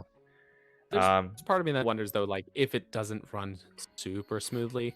My thought is if it isn't, or if it doesn't, that hopefully the reason for that is just because this game is so big and packed full of things to do, and that is just pushing the hardware to its limits. Yeah. I mean, we can say that was the reason I'm fine with that. Really. Yeah, I mean, we can say, oh no, it has to have this many things, or it needs to be this resolution, this frame rate. Like, I mean, it really comes down to what the total package is, right? Because, I mean, to your point, right? If let's say the game's only 720p as opposed to 900p on Switch, that would be bad. But if that 720p means a solid 30 with like giant blazing dragon battles falling through the sky with the moon exploding and mountains just erupting everywhere, I might be okay with that, you know? It just kind of depends on what the overall balance is. Yeah, I mean, that's fair. Like, I'll always take a more consistent frame rate and better gameplay over image quality any day. Even again, this is a Wii U comparison, so it's, you know, not necessarily an apples to apples thing, but like Splatoon 1, for example, when it came out on Wii U, even though the console was capable of it, they capped that game at 720p in order to make it a steady 60 frames per second. And that was the compromise. Is that you want 60 frames per second, the game is going to be 720p. But that was, in my opinion, a worthwhile trade-off by far. So, you know, we'll see like how the performance is. I think it'll at least match the 900p 30 frames of that Breath of the Wild had, and I'm fine with that if that's the case. Yeah, me too. Ideally, it would be a little better, but you know, we'll see. Like maybe they spend some time optimizing. A little optimization goes. It also could be an older build too, right? Because they may not want us to see everything. So that's true. Yeah, that's true. I mean, I'll say this. Granted, we are close to release, but we've also seen a lot of evidence that they've had a lot. They've used a lot. They've had a lot of things ready a long time ago. Like they're apparently Beat 'em Ups got the Tears of the Kingdom OLED somehow, and it was nuts. You saw the software on there, and it was from summer of last year. The last patch on it. Yeah. So I think the line of thinking there was that they had them ready to, like, those consoles ready to go, and then when the game got delayed last year, which was actually, I think yesterday was like the anniversary of that delay day or something, or at least it was this week. It was late. It was the last week of March last year, for sure. Yeah. But yeah, so maybe they were getting it ready to go for that summer launch. Maybe that was going to be their launch window, and then they delayed the game, of course. So they delayed the console's launch as well. So yeah, maybe these things have been sitting in a warehouse for like a year, right? You know, and maybe. And I only bring that point up to sort of support this idea that, well, what else has kind of just been sitting in a library somewhere? Is this gameplay demonstration something that was recorded 9 months ago? We have no idea. I guess we wouldn't know. We wouldn't, and we'll probably never find out. We'll probably never find out, but what we will find out is how good the game is when it comes out. Yeah, which is soon. Yeah, so soon. Too cool. Yeah, no Art League references. Yeah, we're not doing that. Yeah, we're not doing it. Could have, but I figured you wouldn't want to. There was a point that I could have referenced it, but then I was like, nah, I have a feeling that that's yeah. I mean, I personally have no problem talking about the art book leaks, but because it's a very mixed bag in terms of the audience, I'm just like, hey, listen, we're not talking about them. It usually doesn't make a difference anyways. So that's pretty much it. I think it's one of those topics where it's like, I mean, you have to handle it delicately because there are going to be people who will want to talk about it. So like my line of thing is I think you just have to have a space for that, and then and that's not necessarily a public video space because you never know who's going to click on it or overhear it. And a lot of YouTubers got like a lot of backlash for saying they wouldn't make videos about it. Oh yeah, I was shocked about that. I was really surprised. You get backlash regardless. I made one video on it. Yeah. I try to be really careful about it. Right? I was like, I put like a big yellow banner, spoilers, and I mentioned the video three different times. Hey, there's gonna be one video, only one video. Right. That's gonna be the one. I tried to clearly label it, put a warning several times, like, but people weren't mad at me for spoiling in that video. People were just mad that it existed. Although a lot of people were very happy that it came out, though. So I had mixed feelings. To be honest. Yeah. But yeah, I mean, there's, for the most part, like what we've had to discuss, like it doesn't really sway our arguments. No. I'll say this, if anything, it just kind of makes me want to double down on them. Oh yeah. Yeah. No, there's not a moon temple in the art book, but there is not. No. We'll say that much. No. Yeah. Moving on though. Yeah, what if, right? What if Ganon's actually an alien? Oh, actually that's another little piece to the moon idea, because they had they had UFOs in some of the concepts leading up to, like they had a UFO that was chasing Link in some test footage for Breath of the Wild. And they had a concept art for like, and then also there's constellations in all of in like some of the Sheikah chambers as well, like in the Trial of the Sword. So it's just kind of interesting. True. It's kind of interesting how there is definitely some. Together. Yeah, I don't know, man. The Sheikah technology also looks like almost like Mayan or something. Like, I think making the leap are these ancient aliens is definitely a leap, but a fun one. It is a fun one. Yeah. It's a good laugh at the very least. So it's harmless. Yeah. DW for Smash. Only 42 days left. Absolutely. Thank you for the tip, buddy. Super appreciated. Just kind of now I'm gonna get to the super chats because it's been a little bit. Yeah, we're good at getting derailed here on this conversation. That tends to happen. It really does. All right, let me check the super chats here. Tiago Balbino, thank you very much for super chat, buddy. Super appreciated. Tiago says, hello, I come from Brazil to say that it doesn't matter which country you come from, the fans are looking forward to the sequel. I just want to know what happened to the Divine Beast. Do you have any ideas? Sure. Yeah. I know it took a few minutes to get to this, so hopefully you're still here. But well, so at the end of Breath of the Wild, Zelda does say that there's something off with Varuta. I'm paraphrasing. I don't remember the exact words, but there is something to that effect, and they were going to see the king to help console him over the loss of his daughter, but then also just see what's going on with Varuta. So I feel like that does kind of hint that something's amok with the Divine Beasts. And my take is that we will get an explanation as to what happens to them.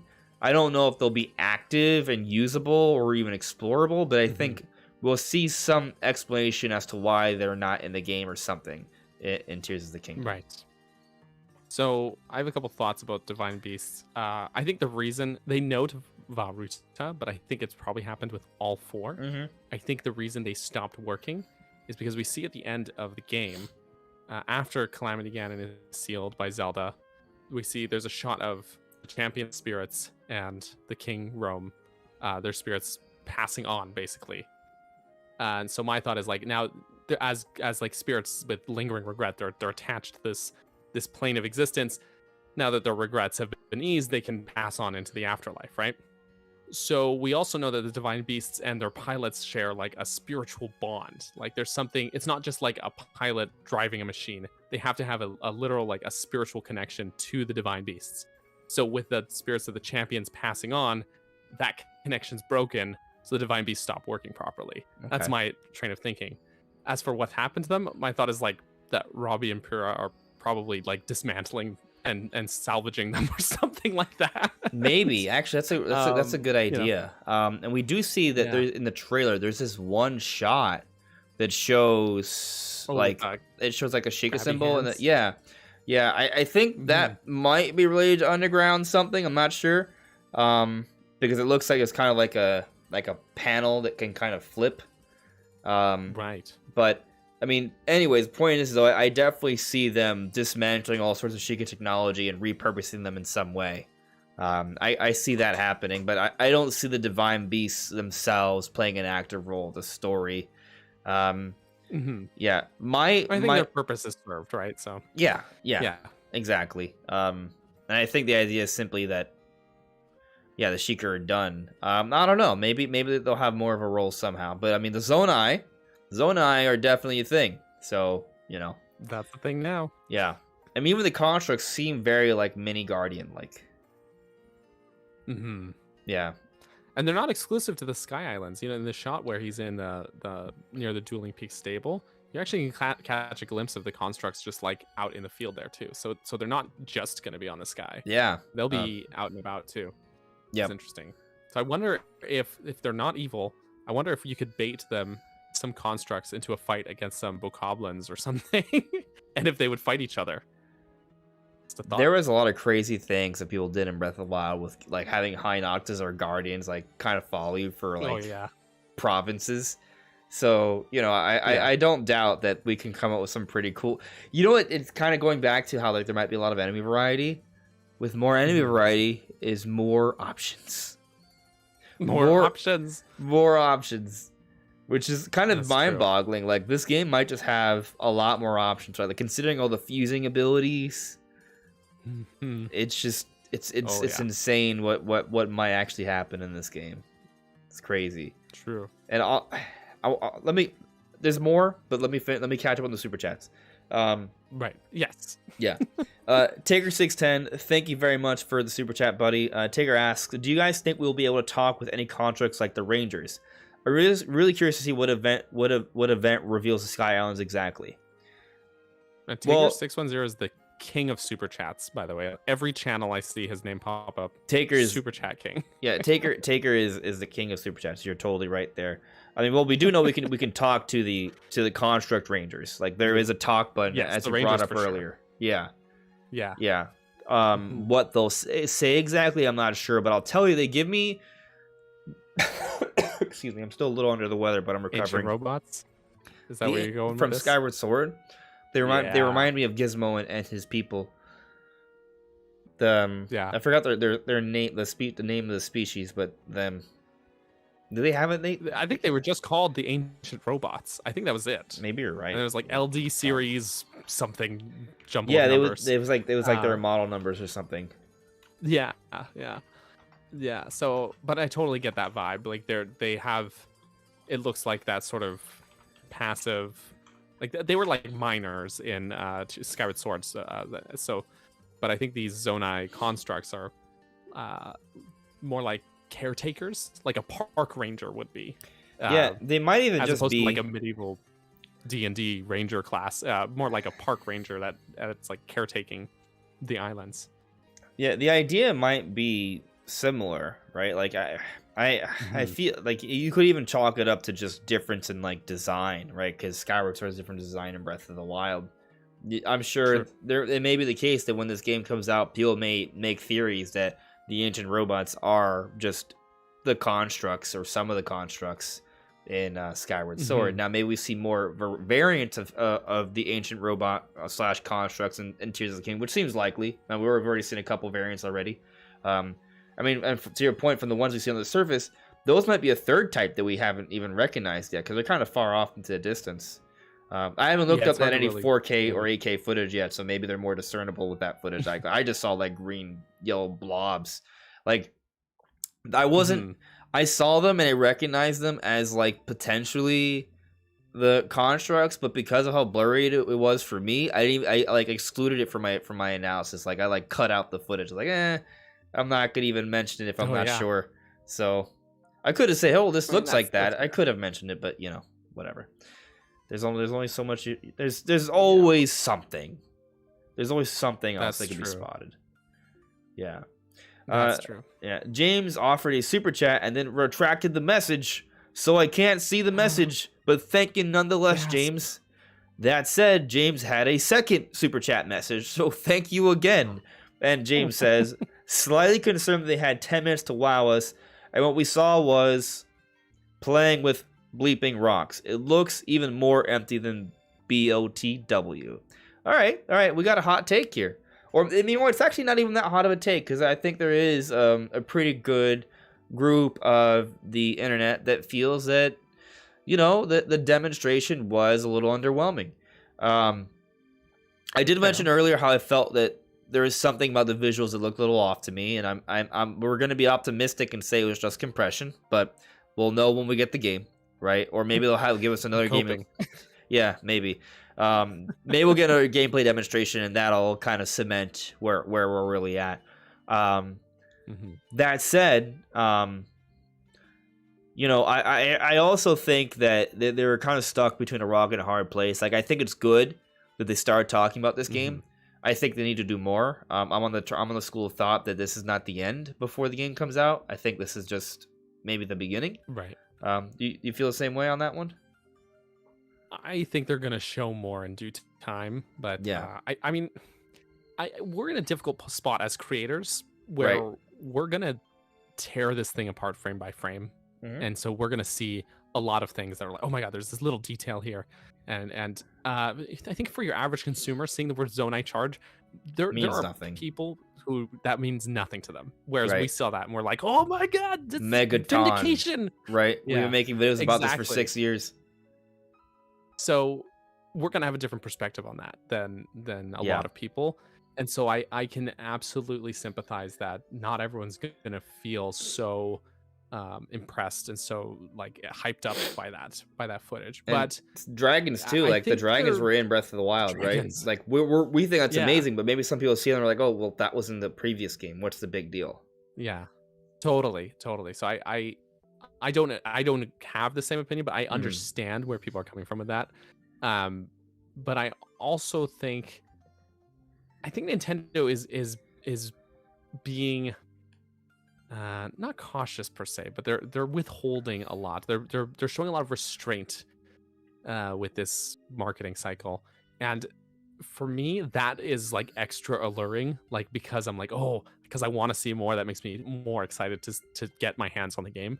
But again, like I'm probably not. That's not going to be everyone's opinion. So yeah, we're like on terms of like if there's a spectrum of like the fan base, we're like on the all the way at the end of the spectrum. Like we're like maybe like top tier Zelda fans because we live and breathe Zelda, right? But there's this isn't to say that like those people aren't Zelda fans, because I think that would be maybe unfair. Yeah, but you're right. Not everyone makes their career out of picking apart footage. Yeah, it's just like for us, we analyze every little detail. For other people, they're just looking for a fun game. Yeah. Right. Yeah. And now that said, I'm not trying to say that Tears of the Kingdom isn't going to be a fun game, but perspective, right? Like it's also based off perspective. Now, it may be your perspective that what they have shown isn't impressive, and then when you finally play the game or when you learn more about the game, you'll change your mind. I think there's gonna be a lot of people like that. I think there are some people that will find it to look really impressive and then play the game and be like, it was okay. And there's going to be everything in between. So, everyone, I mean, you're entitled to your opinion.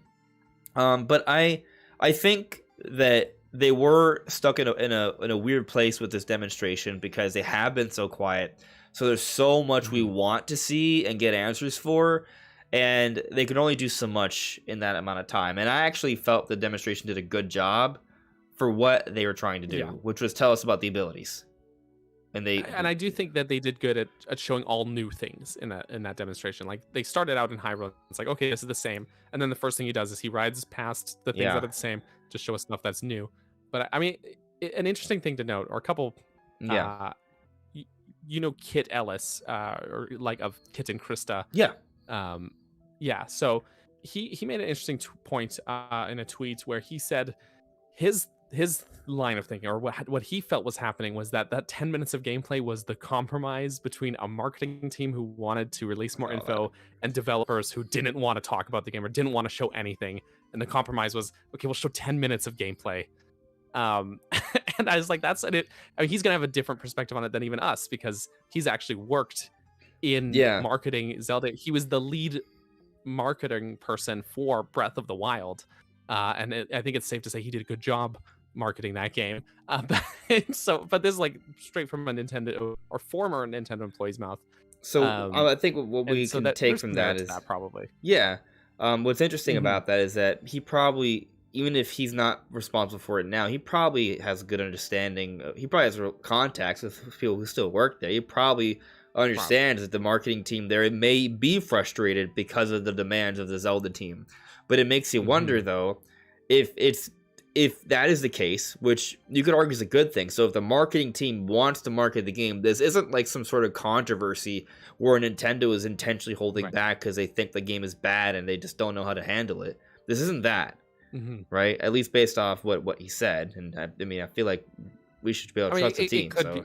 It was his speculation, of course. Right, it could be, but I think it's good speculation. I think he probably does come from some good knowledge, but it makes you wonder, what in the world is the Zelda team thinking that they could just be this quiet, this close to release? Like, I am very, very curious on their thought process here. Very curious. It does make you wonder. I think it's worth noting as well that every Zelda game that I can think of has had a similar, Skyward Sword being maybe the exception, but has had a similar, or the mainline 3D games, I should say. Sure. Every mainline 3D game except Skyward Sword has had that same criticism. I've always heard it when the game is being shown or come out. People are always like, the world looks so empty. I remember hearing it with Wind Waker, with Twilight Princess, even Ocarina of Time. People were saying the world looks so, Hyrule Field is empty. There's nothing to do. Yeah. Twilight Princess, Hyrule Field's empty. There's nothing to do there. There's like some enemies and some grottos. You can't say that for Skyward Sword because there's no world to explore. Skyward Sword, but then Skyward Sword's criticism was there is no world. It's too linear. Yeah. So you're never gonna please everybody. Right. There was lots to do in the surface of Skyward Sword. Actually, I guess you could even say Skyward Sword because people said the sky was too empty. But there's still stuff to love in those games, right? But yeah, I think pretty much every mainline 3D game has had that criticism. I think it's just a matter of Nintendo being too restrained when showing stuff off. But I mean, they've got me hyped, so I can't speak for everybody. Yeah. I think I want to go back to just kind of talking about their strategy for a brief little bit about the demonstration. Yeah, for sure. I think, they did a great job of showing the gameplay loop. Like, you start from the surface, they showed us how to get to the sky. They showcased what I assume are at least 4 of the abilities. I think there might be more, but we'll talk about that later. And then they show us coming back down. So they show us a nice little loop. And I thought that was a brilliant way to go about it. But the problem is that while it may have been a brilliant way to go about demonstrating the abilities and the overall like core gameplay loop of Tears of the Kingdom, by starting off on the surface in an area that looks very similar to its previous form, where there's just a couple extra rocks, basically. Yeah. To some people, they see them like, okay, this looks just like if you, to the untrained eye, they might just think that's literally Breath of the Wild. So do you think this would have gone over better, like had they started and like only played around in the Sky Islands and not shown getting up there? Do you think people would have been more? I think it was. It's kind of part of the problem, though. They're stuck between a rock and hard place, because I think it was important to show that transition to the sky, because it's actually really impressive. The seamless transition was extremely impressive. So, I mean, maybe one thing they could have done was maybe start off on a low sky island and use recall from there, just to get higher as opposed to the surface. Because then they don't show the surface, so they don't show how Hyrule looks about the same, at least from where they chose. And they could still show them landing in an area, but since it's only landing in their area for a brief second, and actually where they landed was actually a pretty good spot to land because that showed some new stuff. Which is cool. That's true. Yeah, it was like there's some megatons there, arguably. Yeah, so it's kind of tough because I think no matter how they would have done it, it would have been bad because they could have shown us an area that was vastly changed on the surface, but then that would have been spoilers, right? They may have intentionally chosen an area that looked very samey because they didn't want to spoil us, you know? Yeah, probably, honestly. And the thing is, it almost has an adverse effect because now there's a whole bunch of people saying, "Oh, it's barely even a sequel. It's more like a DLC pack or something." Like, there's just no way you can please everyone. There's just no way. That's true. Yeah, but I think once the game comes out, a lot of these arguments will be dispelled. And I actually think even before the game comes out, because I think we'll get more info, and as we get more info, these arguments will start to break down. Or I'm wrong. or the game comes out and it sucks. Right. Yeah, but we may have to be prepared for that possibility. I don't think that's going to be the case. No, I'm going to place my bets on one of the best development teams in the history of mankind. So, especially when they're following up the highest rated game on Switch with 6 years to stack on top of it. I mean, yeah, they've been. I want to say like they haven't shown us as much as maybe they could have, and a lot of people are feeling like they want to see more, and I get that. But I also do not think they've spent 6 years just twiddling their thumbs doing nothing, right? So I mean, that's they if they made a game as big as Breath of the Wild in 6 years, then they've had another 6 years to build on that. Like this game's gonna be huge. That's my line of thinking. Yeah. No, I agree. I'm right there with you. Yep. Right on. Yeah, D-Dollar for Smash. Yeah, D-Dollar for Smash. Thank you for gifting a membership. And Amber Abalema, welcome to the Legends membership here on my channel. It's super, super appreciated. I actually also see that Warren B became a patron, has also joined as a Legends member as well. That is very, very, very much appreciated, Warren. Welcome to the membership here. I mean, you get featured in credits. If you want to have podcast suggestions when I have time. Sometimes I'll line up call-in segments as well. Samuel A. Hopefully I'll have him for a call-in segment on Monday. But yeah, super appreciated, guys. Thank you for supporting the channel. It's been a big deal. We've been on a good run lately, so we're aiming for 25K. We might make it. So if you're new and you enjoy this content, please subscribe. It'd be super appreciated. But only do so after you subscribe to CaptBurgerson. His channel is linked in the description below. Yeah, you're too kind. But his content's so good though. So like you can say I'm being kind, but I'm really just kind of referring my viewership to a really good channel. So yeah. Oh, well, that's appreciated, man. You're welcome. Appreciated. Samuel A with another super chat here. Thank you, buddy. Samuel A says, to me, Tears of the Kingdom is a Dream Zelda game. How do you think they'll implement dungeons into the open air gameplay? You know what? I love that we finally caught up with the super chats. I think this is now like a beautiful time to kind of jump in head first into like the thing I really want to talk to you about. The dungeon topic that we said we were going to do at the beginning, and then we got really sidetracked. Yes. So, yes. How? Yeah, I'll let you have the floor with this. Have you, unless you want me to take if you haven't thought about it yet, but like, how do you envision them kind of managing dungeons this time around? Like what's that structure going to be like? Right. I feel that Breath of the Wild's Hyrule Castle is the perfect model of how to do like an open air dungeon. I think like structured linear dungeons have their place. I would love to see them. Many of my favorite dungeons have a lot of structure to them, but I'm a Water Temple stan. Don't come at me. Which one? We're talking about Ocarina of Time, right? Ocarina of Time Water Temple. I think it's a brilliant dungeon. I think it's super good. But that's an unpopular. I'm very happy. I think people are coming around to it. Actually, I'm very happy when I beat the dungeon. There's a satisfaction to be had. It's very satisfying. There's a point there's a point I made when I was making a video about Metroid Dread and how a lot of its bosses are like the first time round, like the first time you encounter them before you learn their attack patterns, they're really punishing. And I said there's a concept that really works for me, and I call it satisfaction through suffering. And it's like the more pain that you endure to get to that win, when you get that win, it feels like the more pain you went through, the better it's going to feel when you actually win. And maybe that's why I love the water temple so much. Yeah. But Paul, I want to cut you off for a brief moment because I realized I skipped a super chat from earlier, and if I don't get to it now, I will miss it for a long time. All right. So Sylvia, thank you for the super chat. Super appreciate it. I also saw that you joined as a member recently. I appreciate that as well. Sylvia asks, not sure if you touched on this, but do you think the new champions will make an appearance? So the new champions, as in Yanubo, Sidon, Teba, Riju. Teba, and Riju. Yeah. They're not dead, so I don't see why they wouldn't be somehow important in this game.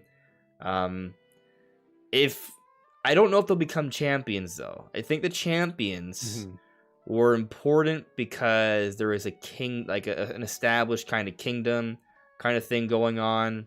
I think we're seeing the return of sages, and I think there's going to be at least 3 more, maybe 4 more. I like that idea, actually. Now, I think sages makes a lot of sense.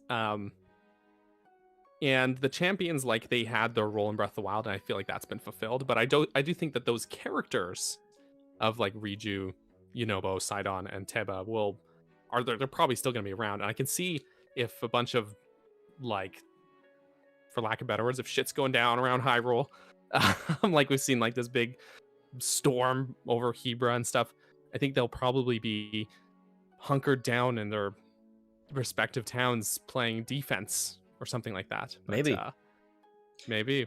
Yeah, and the thing is, we don't know how much time has passed. Like, if it's been a couple months, it might not make much of a difference. But if it's been a couple years, Riju might be looking more like an adult woman. Yanubu might seem a little bit more kind of like cliche, like Goron, masculine kind of form. Teba and Sidon are like grown up already, so they'll probably be about the same. But same. Yeah, maybe Teba's son Sidon though will might still be a hunk, and well, Teba's son though might play a more significant role because he won't be just a little kid. He might not just be a little kid anymore. But I mean, Link and Zelda also don't look that much older. So however many years, I don't think it's that much. Like they're still relatively close. But what's fun about this is that this chat still does segue. It doesn't derail where we're at with the topics. I think the sages are important to this conversation on the dungeon structure, right? Because dungeon, MacGuffin, tiers, sages, it's all coming together. Yeah, I mean, so let me ask you this: the 7 tiers they show in one of the trailers. How would you be shocked if it's not somehow tied to sages and dungeons? Like, the only way I could see it not being tied to sages if it's instead tied to restoring the Master Sword.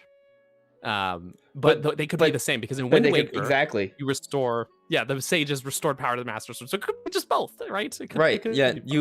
You go, so like the tiers, the sages, the temples, they all could be one of the same, like they're all part of the same quest, right? Like there may be a sage that's responsible for a temple. The temple houses the tier. The tier is a piece to the puzzle that restores the sword or whatever. Maybe it unlocks a golden rainbow road to the moon. Maybe. Bring back the Rainbow Bridge. What if they're not? Go on.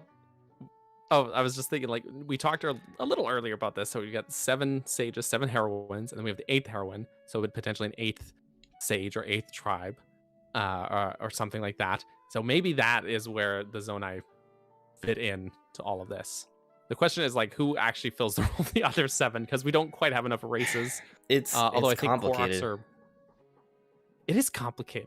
I think Koroks are going to be more like NPCs than they're not going to be just like MacGuffins to collect anymore. Because we saw like that backpack guy. So maybe there's going to be a Korok stage like in Wind Waker. Right. Or like an Ocarina of Time before they became Koroks. That's true. Maybe. Right. Maybe. So We I even mean, get a Kokiri ghost in Wind Waker. yeah, So which is pretty cool. Because we have, I mean, the we have the Zora, we have the Gorons, we have the Gorons. Rito, we have the Koroks, we have the Hylians. It's Gerudo, Sheikah, Zonai. That's 8. Did That's 8. I miscount anything? I feel like there's potentially I another think one. that's it. Other than Hylian, but then for Hylian you've got Zelda and Link. So Well, then now maybe now we have 9 sages. Now we have 9. 9 sages. Well, no, Zelda. It's because usually you've got like, oh no, usually you've got like 7 sages and then also Zelda, right? But then I'm like, no, maybe it's 6 and Zelda's the 7th. Right, she makes it 7. She's the 7th. But the Zonai might not we be... don't get a Korok sage and they're just baby instead. So well, the thing is, the sages don't necessarily have to represent a race, right? That's true. They typically do, because it's kind of weird. Because Wind Waker suggested that one race evolved into another, like because the Zoras became the Rito supposedly in the Wind Waker. Yet they're separate species in Breath of the Wild, which throws everything for a loop. So it's hard to say for sure, but if you have this in Wind Waker, you have the Zora Sage passing on the torch to a Rito, and the Kokiri Sage passing on the torch to a Korok. Well, yes, you can argue they were kind of the same ancestry, maybe. There's also technically different species, so there is somewhat of a precedent to suggest that maybe whoever are the 8 sages, I assume 8 because the 8th heroine thing, and then also in the trailer they did show that those 2 tiers combining, so there might be more than just 7. Yeah, maybe we are like excluding the Koroks. Maybe. Yeah. Maybe they're just baby. Yeah. But I mean, it could be just like 7 separate, or they could, this Zonai one could fill the role that maybe Zelda usually plays, and she's just separate from the 7 sages. Yeah, I mean, the other thing is that the Zonai might be just ancient Hylians. I mean, that's a theory, because I've got a lot of thoughts about the Zonai.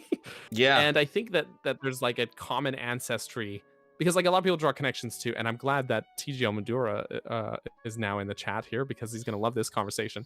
But I'm just going to slip off my sweater here. Things are getting steamy in this conversation. We're warming up.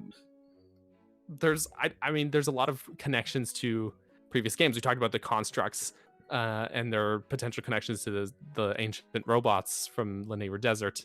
But I think that the Twili or Twilight race from Twilight Princess potentially might not necessarily be the Zonai. My line of thinking is that they share a common ancestor. Oh, we're on the same page, buddy. Oh yeah, we're on the same page. It makes perfect sense though, because it's like a splinter tribe, right? Basically, exactly. So there was a magic wielding tribe, right? When when some of them were sent off to the Twilight Realm, they became the Twilight. They weren't the Twilight until they went to the Twilight Realm. So whoever left over, maybe those are the Zonai. So yeah, my thought is like the Twilight Realm basically like caused a sort of evolution, as they had to like literally adapt to like the atmosphere there is different. And my thought had always been that that race was kind of a conglomerate race of different factions that all kind of just ended up sharing a home in exile. But there could be that the Zonai was a prominent part of that faction, and they pulled in Gerudo and Sheikah members and Hylians that were all skilled, and then they all got sent off together. And the Zonai that were part of that banished sect were the ones that sort of became the leaders of that group. And I'm totally reaching if anyone's like, what is this guy talking about? This is all heavy speculation. But then, of course, they all together in exile became the Twilight race, or the Shadow Clan, as the Japanese version calls them. And who knows how far back through the history of Hyrule they go, because even, we're talking about these ancient robots from Skyward Sword having a connection it could go back from before the time that they could have been around before Hyrule was even fully established as a kingdom, right? These Zonai ruins could be so ancient. I mean, if that it goes back, we were talking about the ancient robots, right? Like if that's actually like tied, what's kind of mind blowing about it is that Breath of the Wild and by extension Tears of the Kingdom are the latest games in the timeline by an indefinite amount of time. They haven't even clarified how long, but it's been a long time, right? It's so long that I think that they're kind of using the gap in history to sort of explain away the difference, that the timeline sort of like retcons or what have you. But what's crazy about that is that Skyward Sword, which is what these games seem to share the most like commonalities with, is the oldest game in the timeline. But what's even crazier about that is that Skyward Sword still has an ancient advanced civilization that has demonstrated more advanced technology than anything we've seen throughout the entire series of The Legend of Zelda. Except maybe the Sheikah. So, hear me out as well. Especially this game just went up on NSO. Have you played Minish Cap? I have. Have you? Yes. You have. Good. Yes, you know about the Wind Tribe. I'm familiar. Yeah. So I haven't played in a long time, so I do need to kind of go back. You know what? That's the game. So I need to do a Zelda marathon. It's a good game. Yeah, there's a lot. It's a very good game. Yeah. In Minish Caps, the Wind Tribe was a race that lived on the surface world. Sometime after the Kingdom of Hyrule was founded, from people who moved from the sky down to the surface world, they did a little switcheroo. The Wind Tribe decided, we've had enough of hanging out down here, and they used their magic to lift their civilization into the sky. And in Minish Cap, we go up there, and this tribe of Wind Tribe dwellers, they live in a civilization on Sky Islands. And this was a game that was one of the first Zelda games, not the first, one of the first Zelda games that Fujibayashi worked on, who is the director of this game, by the way. But the Wind Tribe's architecture has a lot of similarities to this Zonai architecture, like a lot. So it doesn't feel like a stretch that in the lead up to Tears of the Kingdom, they release Skyward Sword on Switch, and then now Minish Cap just months before, and it makes my theory brain go nuts. So I mean, I'm just saying it's all connected. For Game Boy Advance, they could have picked. Well, Oracle of Ages and Seasons was a color game, technically.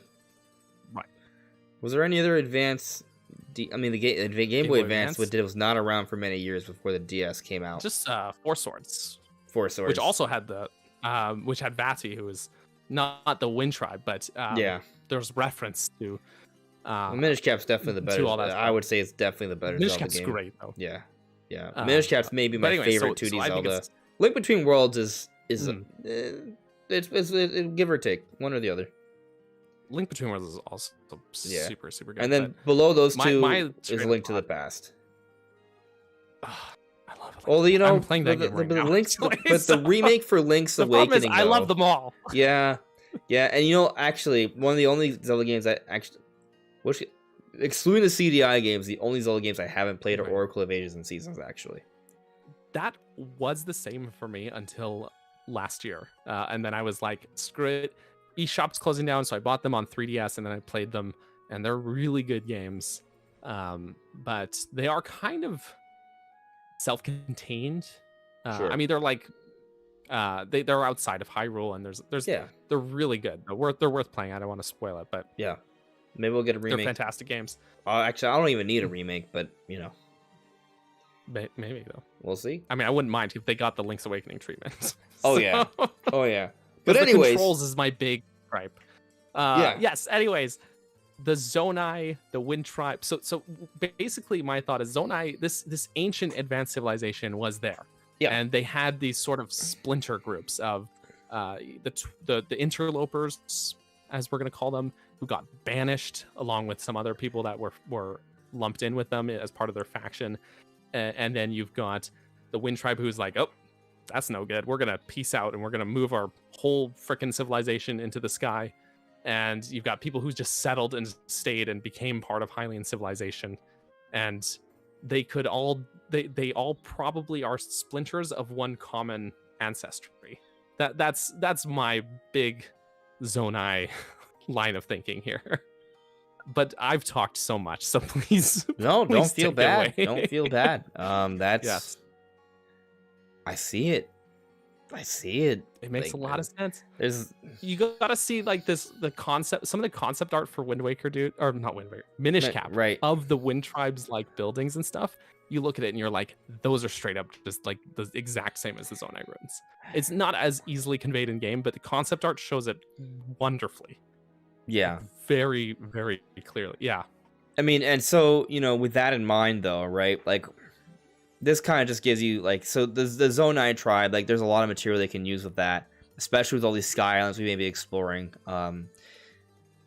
There's probably gonna be, if there are dungeons, I would love for them to be in the surface, and I have a good feeling that a lot of them may be like, what's in Death Mountain now? The Malice is, why is Malice erupting? Like, there's obviously something going on with that. Right. You have the big tornado by Heber region. If there's underwater exploration, that's a great way to hide a water temple. So yeah, it's tried and true method. Hylia did not have a lot going for it in Breath of the Wild. No, so there's like one shrine, a bridge, and a dragon, and that's it. But if you can go into all that water, that changes a lot. Yeah, it does. But actually, since we're on that note, because it kind of centers around dungeons, right? Like, because the idea with dungeons is, where are the dungeons, right? And I think if we can go underground, perhaps there are some there. We've seen there are caves now, so perhaps some dungeons are inside caves. I just brought up how there may be one by the Heber region. There could be one inside Death Mountain, Fire Temple. Like, those are options.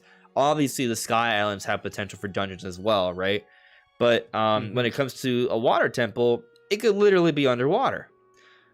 Yeah, and why not? That implies, okay, well, is there underwater exploration? Some people think that underwater exploration has been deconfirmed from the latest footage, but I'm arguing otherwise. If you pay attention to the there's lots of little things you can use to argue, but the big thing is at the end of the demonstration, when Link is diving down, he has his ascend ability, and when he's diving down, it's faded out. In other words, he can't use it while he's diving down. But when he hits the water and is under the surface of the water, the ascend ability lights up. And when he comes back to the surface, it fades out again. So what's interesting about this, when you got to understand what the ascend ability is. The ascend ability is find a ceiling and then you surface above it. So what it tells us is that it sees the surface of the water as a surface you can rise out of, implying like the water is a ceiling. Right. So what it implies is that there will be points in the game where we will use ascend to come through the surface of the water. So. Now, you could, it's not confirmation, but I think it's strong supporting evidence.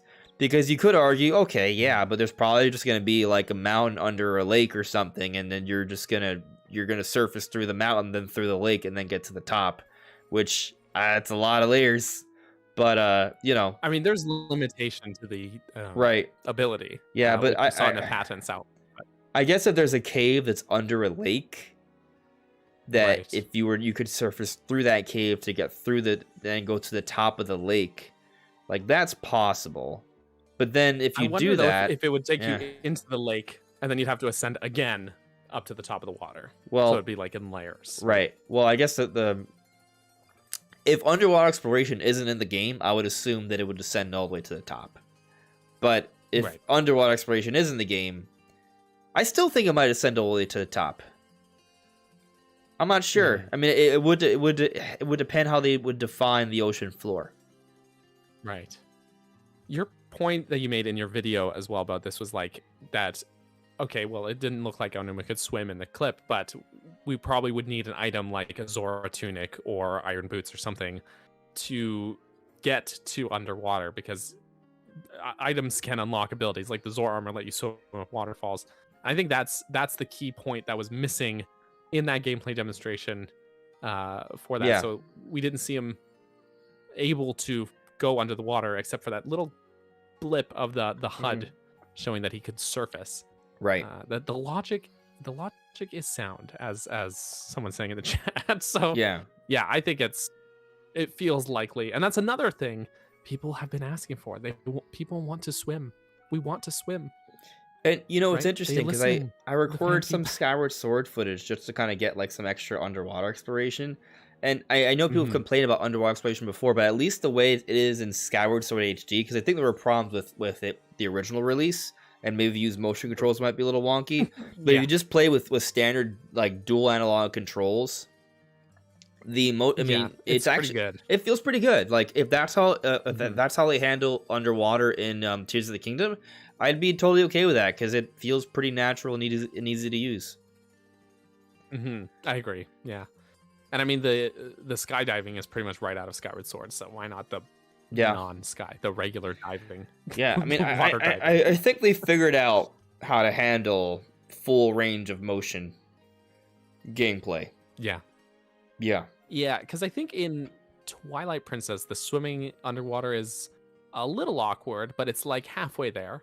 And the N64 games, it's at least Ocarina of Time, it's like awkward. You need the iron boots, and then you need to surface. You're not gonna like swim around. The Zora Mask is like peak swimming in Zelda, but in Majora's Mask, but we're not getting that. So I think Skyward Sword's version is probably the closest thing to, or what's most comparable to what we'll get in Tears of the Kingdom. Yeah, but hopefully iron boots to go with it. That would be really cool. Or I wonder if, because these games are very like physics based, I wonder if they would put in something that was like, if you had just enough heavy equipment, it would just let you sink. You know what I mean? Yeah, I mean, I've seen some people bring it like, what if you fuse a rock with your shield? What happens? What happens if you go underwater? Yeah, would that make you sink? Well, yeah. I don't know, because something tells. You know what's weird? I think if you have the rock on the shield, it'll make you sink. But if you have the rock on your stick, it doesn't. I could see that, honestly. I could see it because it's just like your weapon, whatever, and it shrinks as well. So yeah, I don't know.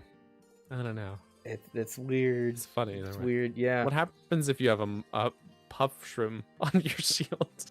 It makes you float. It like keeps you afloat. Oh, like a buoy. Oh yeah, with the Octorock balloon. Oh yeah. Oh man, now I'm like wondering what happens if you attach that to a stick. What if you attach enough? You could just Mary Poppins your way into the sky? Yes, that's exactly what's going. You can book it. You would need to get enough though. One won't work. Yeah, you'll need to get several. Do it. Yeah, that's it. Oh my god, that's it. That's hilarious. That's it. Oh my gosh. I need that. Confirmed. I believe it with all my heart. Yes. There's no way that's not how that's totally what's gonna happen. Just put a bunch on your shield and then Link just floats into the air with Wow. with it. Wow. Oh my god. This is brilliant. Dude, that would actually be amazing. It would that would actually unironically be amazing. Yeah. That's the possibilities. They're endless. And that's what's crazy. The possibilities are truly endless. So there's a couple super chats here. Let me get to them. Zelda's Geek Apprentice, thank you for the super chat. Zelda's Geek Apprentice says, this has to be past Hyrule, very far future, because there's no Guardians. What are y'all's thoughts on a time jump or going back to the past?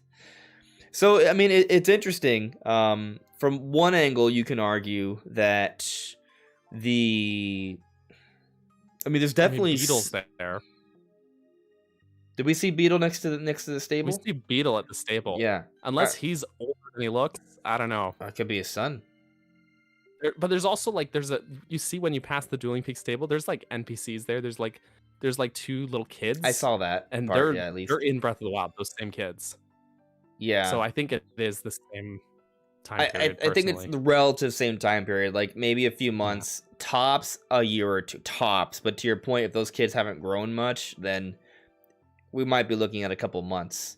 I think it's the exact same character models, actually. So I don't think they've grown at all. I mean, maybe they're stunted and grown. Maybe they're actually not. Maybe they're actually adults. Maybe they're not kids as children. Yeah, maybe they're Yiga. They're Koroks in disguise. Yo, what if there are Koroks that defected to the Yiga clan? How hilarious would that be, though? Some evil Koroks? My babies. No, but you wouldn't fight them. You would just bonk them, and they would run away crying. And that would end their allegiance. Like they're not like steadfast in their Yiga ways. You just have to kind of give them a little spank, and they're like, "Oh, you're right. That was a stupid idea. I'm back to that." Was not very haha. That. Anyways, so I don't think that there. I mean, it's tough because we saw that there's so it looks like there are like fossilized constructs in these Sky Islands as too. So there's a lot of history to the Sky Islands, and we're not sure how that fits into the picture of things. And Link has his recall ability, which is literally like time reversal, but for particular objects. And what makes this whole time conversation a little bit more fascinating is when you consider that the constructs definitely resemble the ancient robots. And when I think ancient robots, I think time shift stones. Time shift stones are one of the most mind-bending, amazing things that Nintendo's ever thought of. Just from a gameplay standpoint, they're amazingly cool. But then the lore standpoint is also kind of nuts. Go on. Sorry. I mean, it's mind-boggling. It's straight up mind-boggling. You know, because when you would hit a time shift stone, it would send you back into the past. Yeah, a past that was a very vibrant, active world of Hyrule.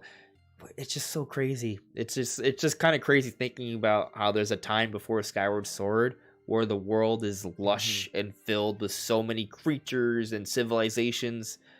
I want to explore there. Like, what's going on with that world, right? It's just kind of crazy. That said, I don't know if there's gonna be like straight up normal time travel in this game.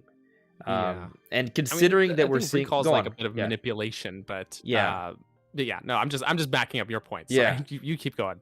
No, but I mean, I think maybe could time shift stones be used for maybe like a dungeon or two? Like, I think that's maybe they could be used for puzzles. I could see that. I don't think they'll use them for like rebuilding towns or anything crazy like that, though. That said, I do think that we could be building towns.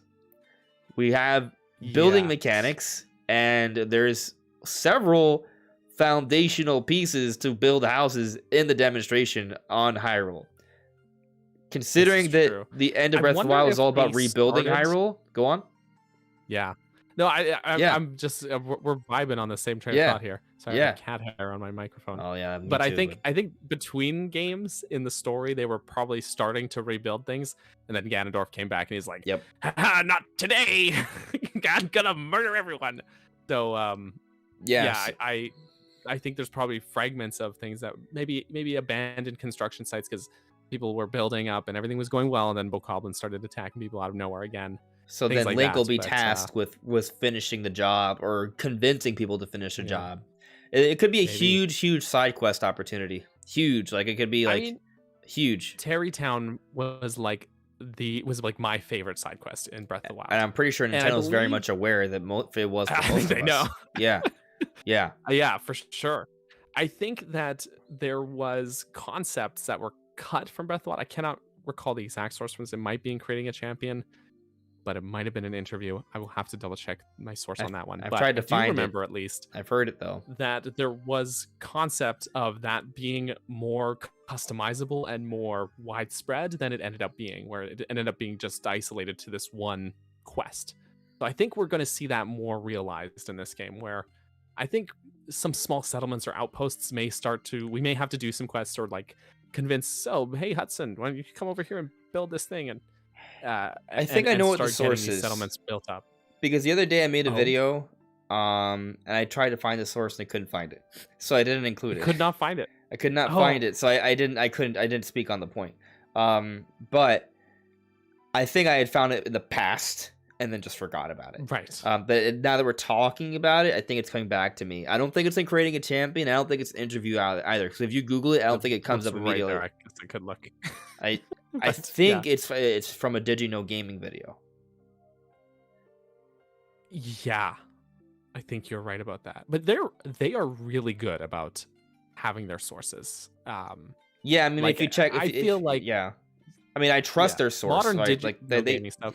oh yeah, Yeah, yeah, yeah, it's legit. It's legit. It's just finding the sources might be a little tricky if you don't know where to look. yeah. Well, sometimes they are like the original source. Like they'll like Right. talk to a developer and Right, stuff, right? exactly. So yeah, They might be the source, right? yeah, but Yeah. it's such a cool idea, and you know, I think pretty much any of those untapped ideas that were like, oh, that was cool in Breath of the Wild, but they could have gone farther with it. Like any of those, I feel like is fair game to see it in Tears of the Kingdom more fully realized. So they haven't spent 6 years doing nothing, right? No. Yeah. And that's what's crazy. Well, one, I think people may be underestimating just how insane the 4 abilities they showed off for us are. Like just the fusibility alone, like you can fuse every item. Every item. Yeah. More than That's once, actually. If you pay attention, you can fuse a fused item to another item. And also, because those fused items have their own name and separate image file, it strongly suggests that when you fuse an item, you can put it into your inventory.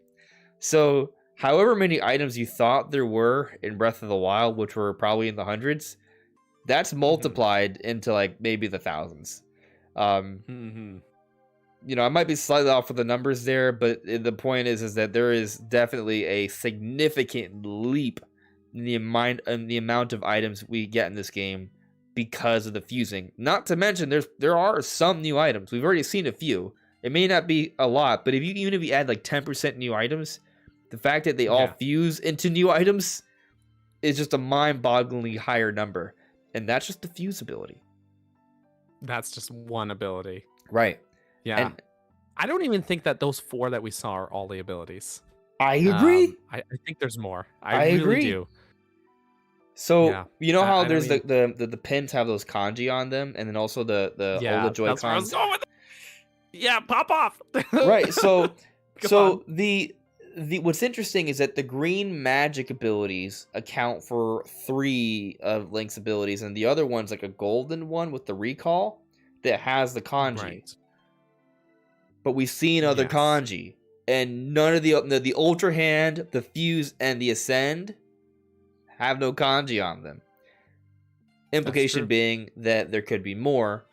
And then also, during the demonstration, if you'll pay attention to the cuts, they're kind of separated between 4 different categories, each power-up.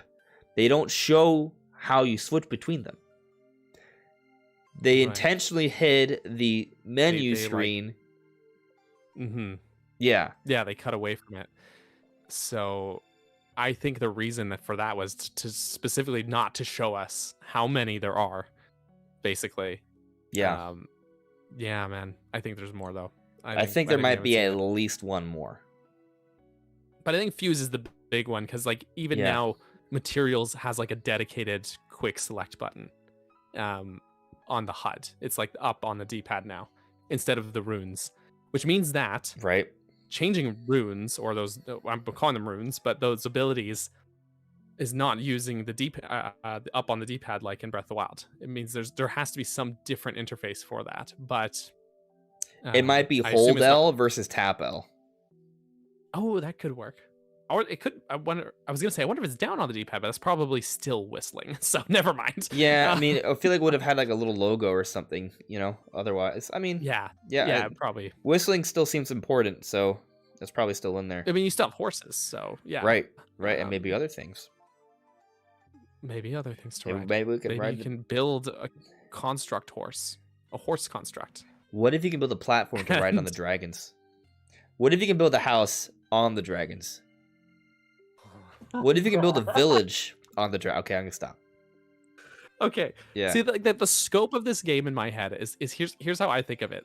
Breath of the Wild is the child Link portion of Ocarina of Time. Okay, Tears of the Kingdom is the adult Link portion of Ocarina of Time.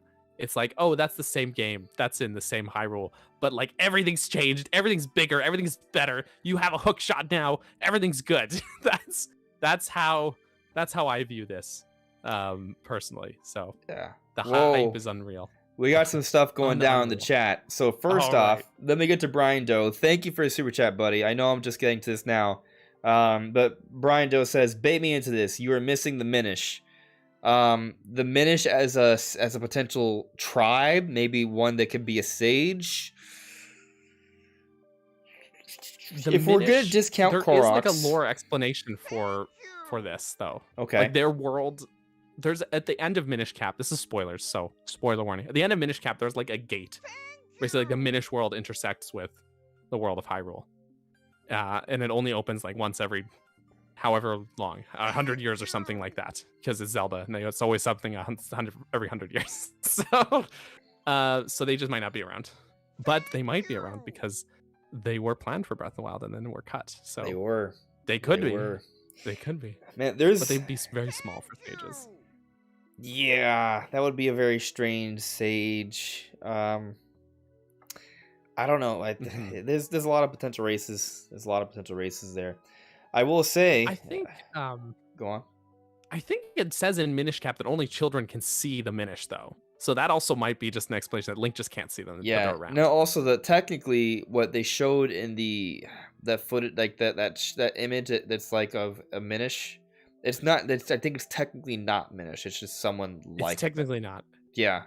They used a model of an NPC from Skyward Sword, but it was probably just a placeholder stand-in model. Oh yeah. Yeah. But yeah, and I think that I remember the clip where that came to light was Nintendo published the making of Breath of the Wild. Right. Like I think there's 3 different series. Yeah, 3 videos. Yeah. And that's when they mention it, and they talk about it. Oh, we plan to have this tiny thing, like these tiny people. And they show that screenshot of like the concept art of it, and it has that placeholder little Skyward Sword dude who's super annoying in Skyward Sword.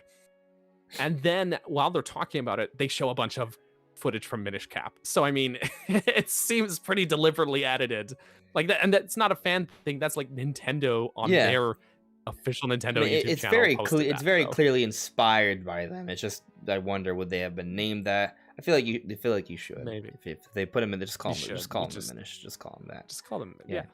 That's the easiest way to make it not confusing. Yeah. Shout out to Nintendo Prime for gifting 5 memberships. My man. JM is now a member. Frank Mariscal is now a member. Gone Hunter is now a member. Abomination is now a member. Aaron Naylor is now a member. Welcome, guys, to the Legends element of the Andres Restart channel. Super appreciated. Thank you, Nintendo Prime. That is epic. Welcome, everyone. Cool stuff. But yeah, dude. So, man, how do we? We can't. I mean, I want to just solve the puzzle. Like every day, I just want to like, yeah. What is it? What is the puzzle today? How do you think the dungeons will relate to the story? Right. I actually made a video about this too. Okay. My thought is the channel is linked in the description. There you go. The Ganondorf's plan near the beginning of the game, we see a bit of it, is okay, what are the things that can harm me, basically? You gotta separate Link and Zelda. Separate those two. Get rid of the Master Sword and Link's sword arm. So he like attacks him with malice, mangles the sword, because the Master Sword is something that could hurt him. And get rid of Zelda because she can produce sealing power and the Bow of Light and all that stuff. Get rid of her, and then he's free to go and do all his tyranny and good Ganon Daddy stuff. Then my line of thinking really is these tiers are going to be force that we use to repair, reforge, and maybe even create beyond its original power, but restore the Master Sword.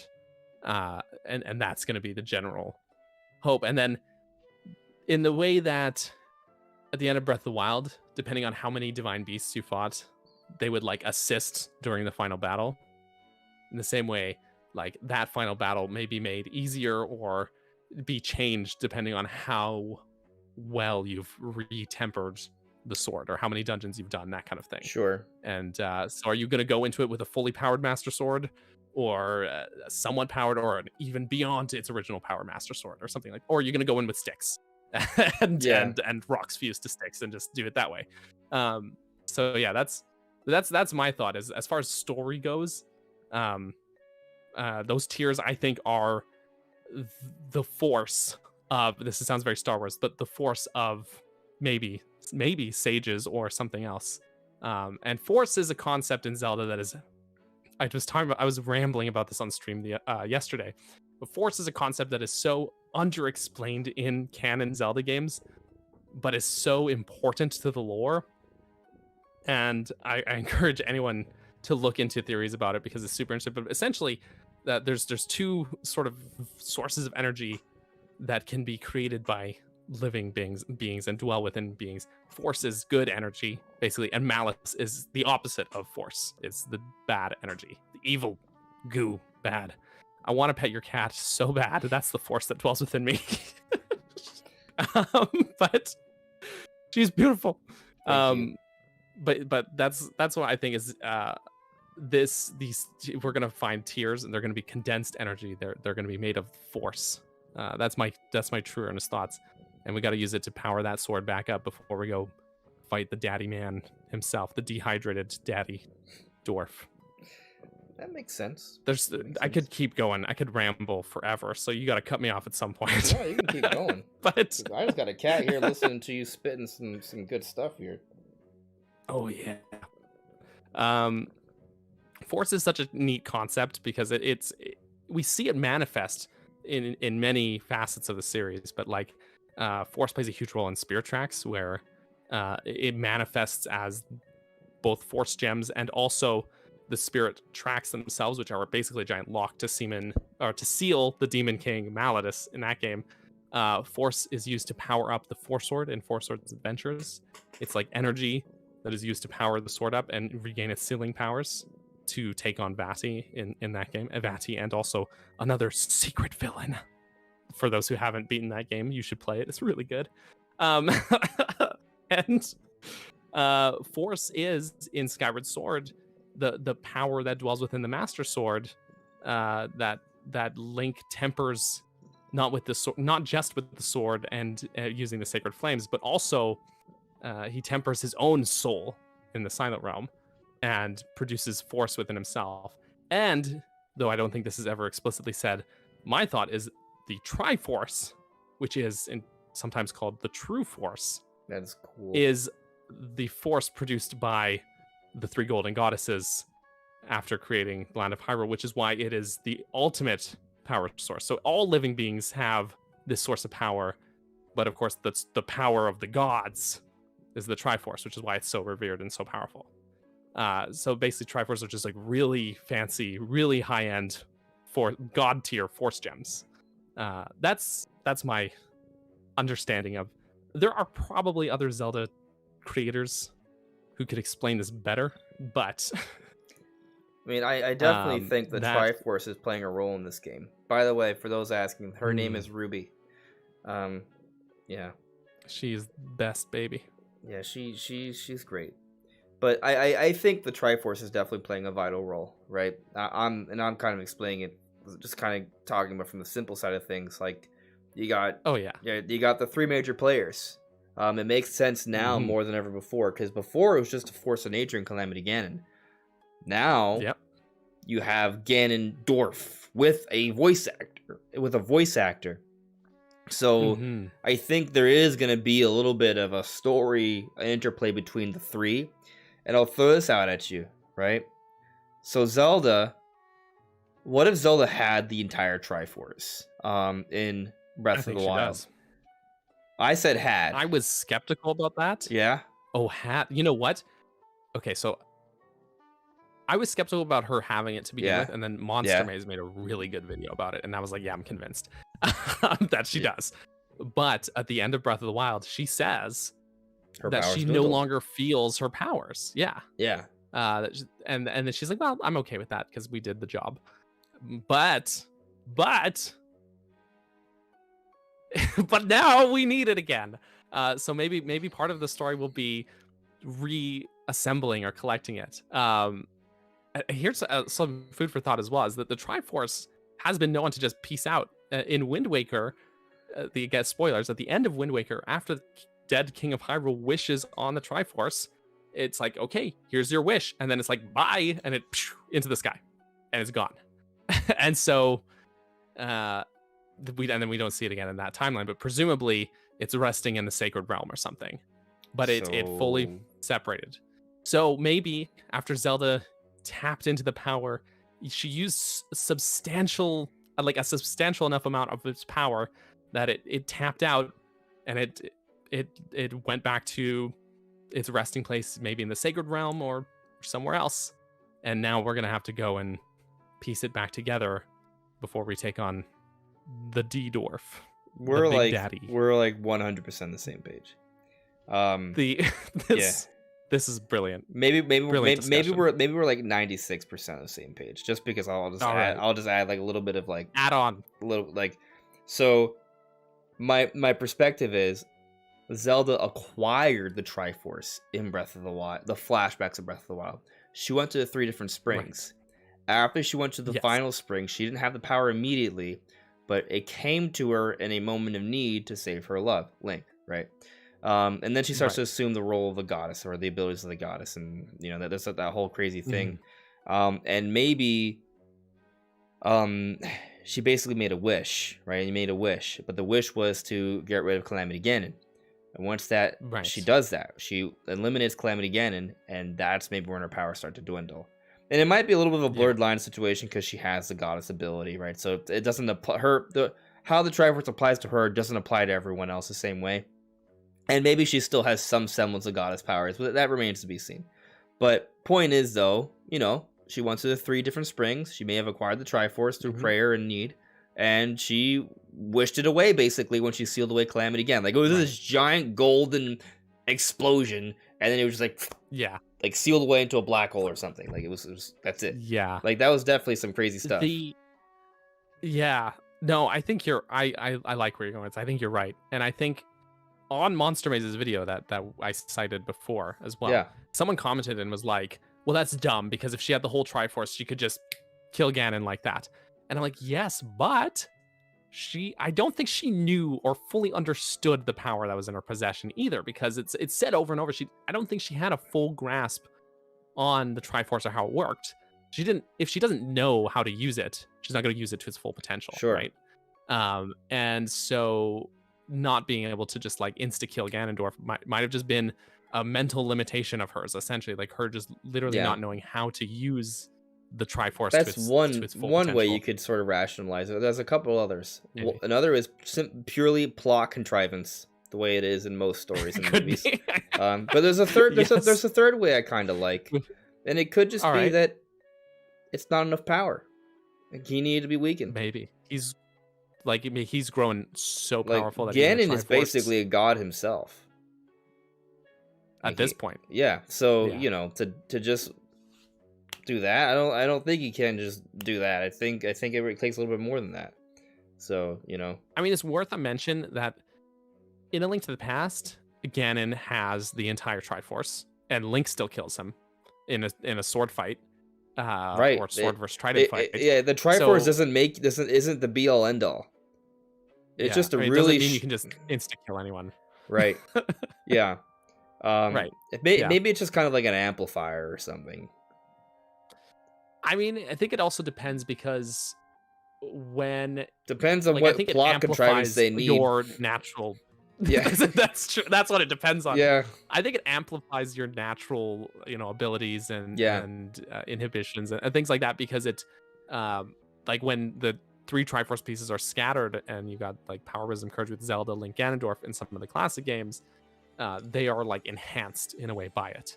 But then when it comes together and it's the full complete Triforce, you have to essentially make a wish to it, and then it's one and done and it's gone.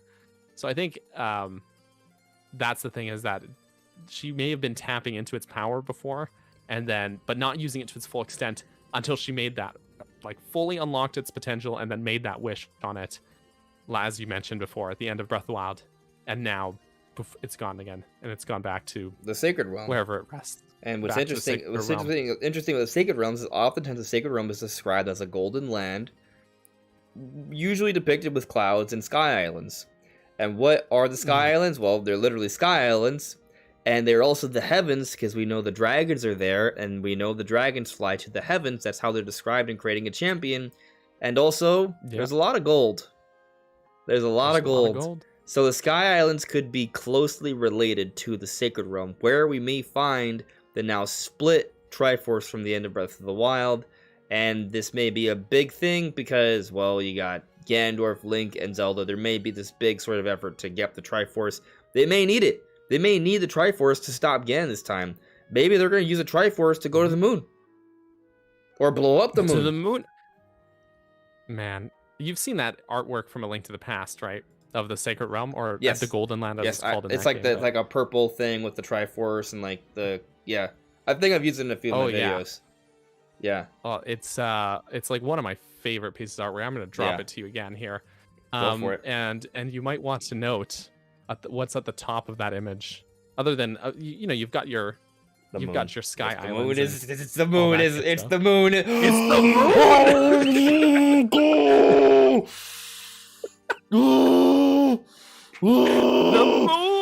The moon. I'm telling you, the moon theory is real. It's a conspiracy. It's a conspiracy. It's just getting stronger and stronger. Oh my God. We're going to the... You thought I was crazy, and I thought I was crazy too, but here we are. Here we are at the precipice of moon, space, and the gods. We're about to destroy Ganon. Oh goodness! It's been there all along. You know, I saw that image. I saw that image making for one of my videos, and I was like, "Huh, that does look like the moon." Oh, maybe it's just the Earth, and the Sacred Realm's like on a reverse side or something. But maybe, or maybe it's the moon, or maybe it's the blood moon. I mean, it's discolored, right? So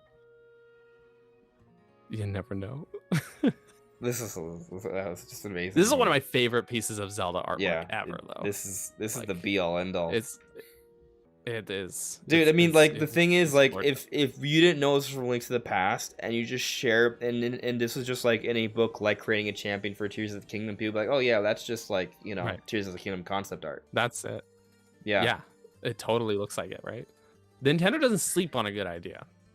They might put it on a shelf and come back to it later, but they revisit ideas. They don't sleep on a good idea. They revisit. This is it. This is it. Oh my gosh. Oh man. It's gorgeous. Oh my gosh. I don't know when to end the stream, but it was a beautiful full circle moment. It was. Yeah. It all came full circle. Wow. That was incredible. I wonder what you guys in the chat think. Yeah, cool. It's from A Link to the Past. It is. Yeah, LR has this whole image tattooed on. You have it tattooed on your forehead. That's kind of epic. That's dedication. Yeah, I don't think I have the strength to do that. Yeah. Shout outs to Yellow Kazoo in the chat. I saw you ask earlier. Doesn't Zelda have the Triforce of Wisdom? She does in most games.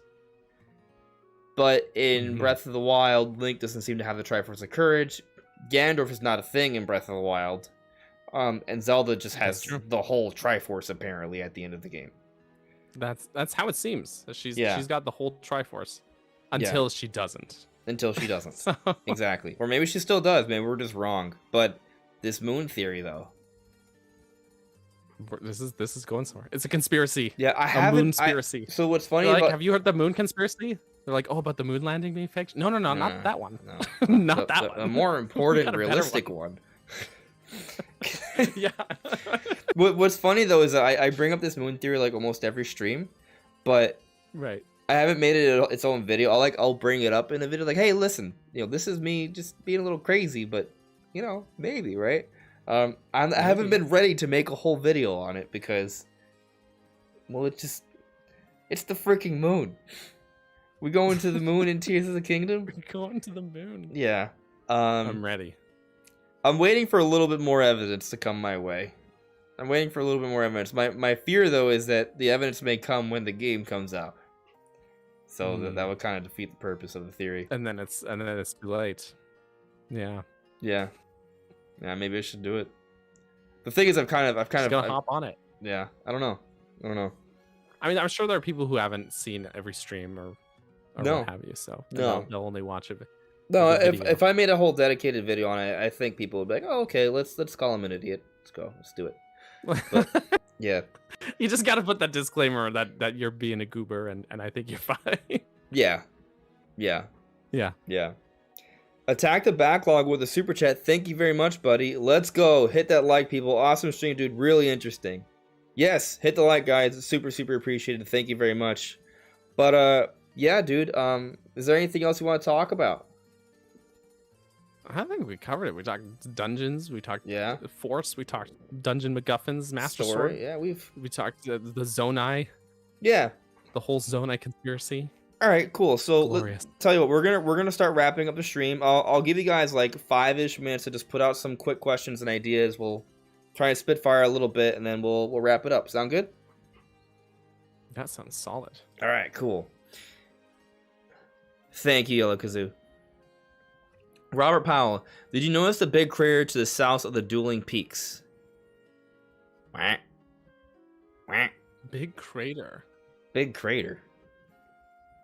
So I'm assuming you mean when we're diving down, right? So I'm gonna pull up the YouTube video and then I'll start. That's exactly what I'm doing. All right, pulling up the video. All right, to the south of the dueling peaks. All right, so I guess we probably gotta look at it while he's skydiving.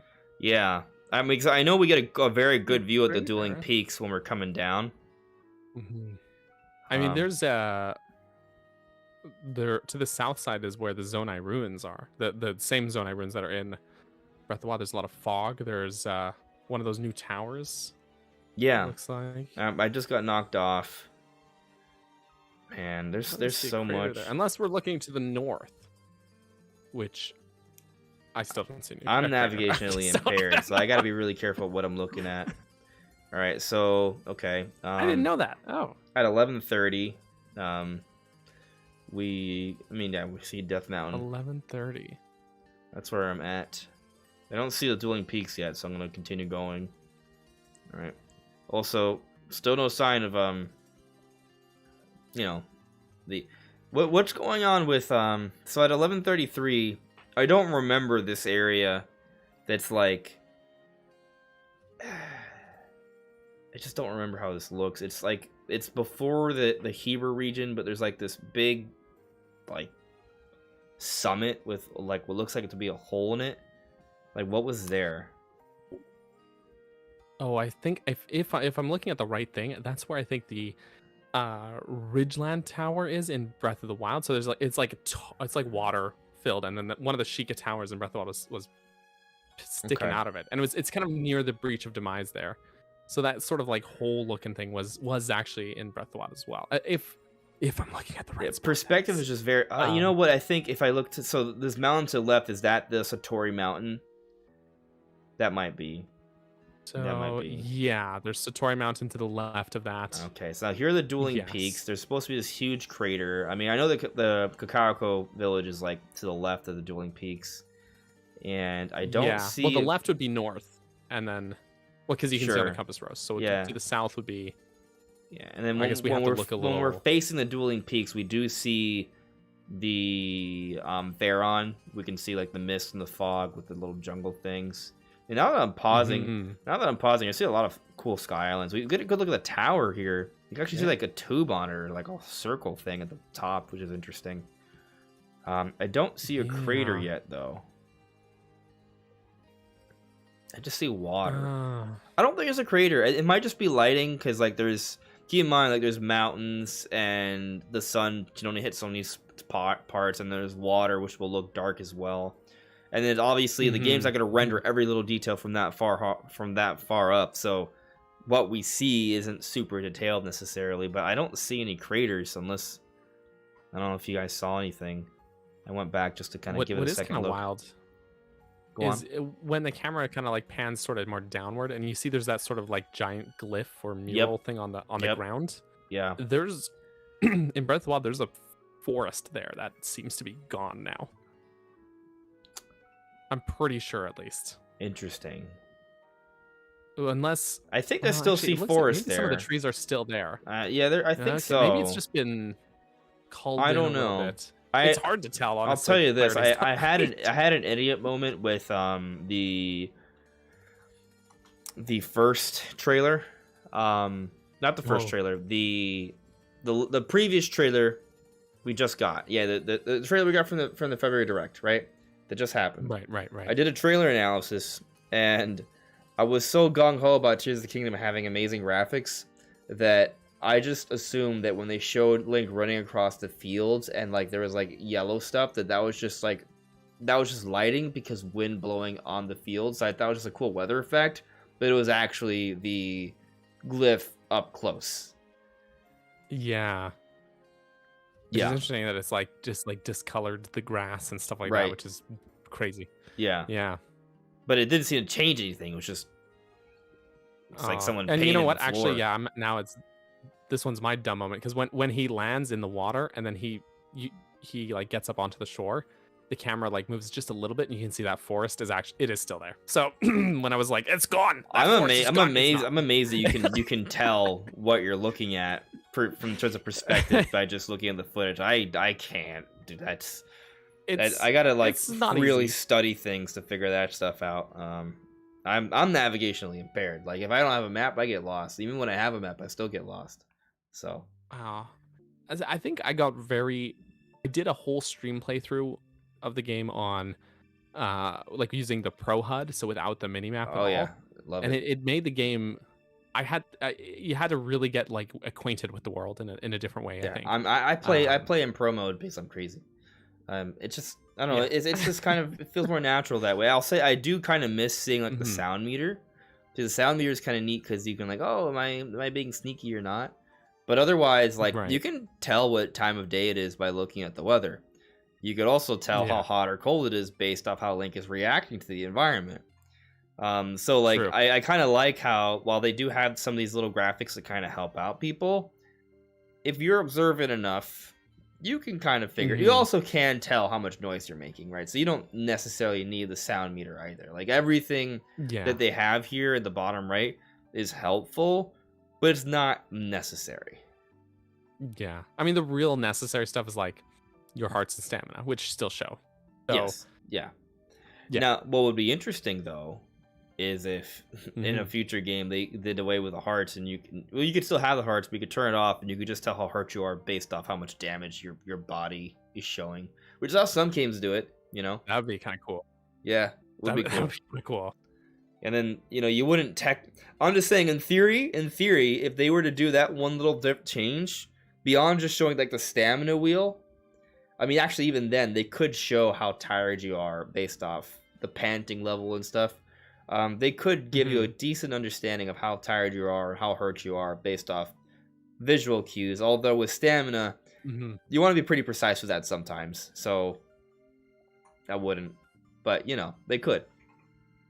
But there's a lot of visual cues in stamina, like already, that are really neat. Like if you're climbing, the more difficult the surface is to climb. Like say if it's like angled, you're climbing on the underside of something. Link, your stamina drains faster, and Link visually looks like he's having a harder time climbing it. And it's just like little details like that are so freaking cool, so neat. Yeah. So much attention to detail. Absolutely. Couple other super chats here. Whoa. Dragon Chi with our super chat. Thank you very much, Dragon Chi. Dragon Chi says, I would like to hear Daniel's thoughts on the Master Sword, how it looks in the logo. My theory on having to reforge it via Tears and Zelda Tech to defeat Ganon, it is becoming more credible. Yeah, what do you think? And that's pretty much what I said earlier, right? Yeah. Yeah, man. Yeah. I mean,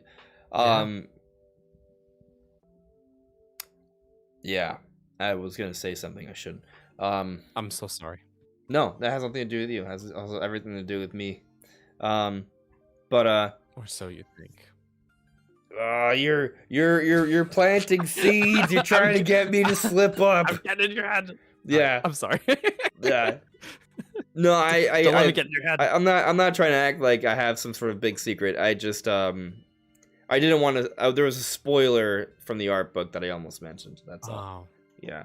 Yeah. No, that's fair. That's fair. I've seen it, but I know we're not gonna on this stream, but yeah. Yeah, I mean, like, I think pretty much Dragon Shi hit the nail on the head. I think that the tiers are going to be dungeon MacGuffins that we use to reforge the sword. Yeah, I mean, it's happened several times. Skyward Sword, yeah, for example. Yeah. I mean, it happens in a couple of the 2D games too. Like you're forging up a sword. The Wind Waker, you're powering up the sword. Minish Cap's whole story is basically reforging the sword, and then Phantom Hourglass, like you said, you do that as well. All these Fujibayashi games, man, this guy loves making a sword. Like the games he worked on before Breath of the Wild, before directing Breath of the Wild, he worked on Minish Cap, Phantom Hourglass, and Skyward Sword. And all three of those games, reforging a sword is a major plot point. So might be happening again. And now he's directing this game. Oh, there's something that I want to throw at you. Oh yeah. So you know how we were talking about the fusibility earlier, and now we're talking about the Master Sword. You know how like the logo for the fusibility is using kind of like a sword with like a glowing point at the end? Yeah. What if with the Master Sword, we just use the fusibility with that? Like the Master Sword, you just stick stuff on it. Fuse a rock to it and Yeah. Maybe. Yeah. Maybe. You know what I would really, really like in this game? This is a little minor off topic, but still about the Master. Sure. I think this would solve a lot of people's complaints about, like, I'm a durability stan. I enjoy the system. A lot of people did not like it. Yeah. I think Fuse already sort of fixes a lot of people's complaints with it, because fusing weapons not only increases, like, say, their attack power, but also will increase their durability. Yeah. But I would like the Master Sword to be just a permanent fixture in your inventory that will have infinite durability, never recharges, but it's really weak at the start of the game because it's all mangled and broken. So you can use it forever if you want, but it's super weak, so using other weapons will probably be more effective until you're at the end game when you fully reforged it. And at that point, it's really powerful, but you got to work for it. Makes sense. That, I think, would make a lot of fans happy, because a lot of people did not like that durability system, even though I thought it was really good. But I think if that's how they did it for this game, so like, let's say like the Master Sword's always in your inventory, but at the start of the game, because it's like basically mangled, it's all broken, it does like 2 damage and that's it. And then each dungeon restores a little bit more of its power, and it makes it a little stronger. How cool would that be? And what if like the end result is it's something beyond the Master Sword afterwards? Yeah. That's what I'm thinking. Was there a sword called the Goddess Sword? There was a the Goddess Sword was actually before the Master Sword. Yeah, that's right. I'm trying to think of something that would be beyond the Master Sword. Like it's kind of hard to top the Master Sword. It is hard to top the Master Sword. I don't know. Maybe it becomes the Golden Sword again, like in A Link to the Past, when its max level is the Golden Sword. But I mean, that's Master Sword still sounds cooler, honestly. I don't know. Yeah. There's no. Maybe they don't change the name; they just change the look. They just maybe they'll be like, "This is the Master Sword," having realized its true strength or something, which they kind of already did with the Trial of the Sword. Yeah, so I don't know.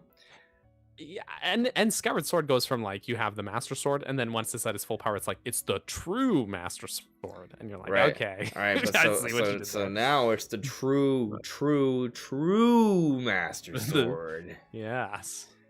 New York, a true Master Sword. Or maybe it's just Master Sword fused. It's fused with something. Taking advantage of the fusion. As long as they don't just say like Master Sword Plus, then. No, I would hate that. That's the name of the next Switch. Don't worry. Oh no, that's a joke. The Switch Plus, or is it? Oh, thank God.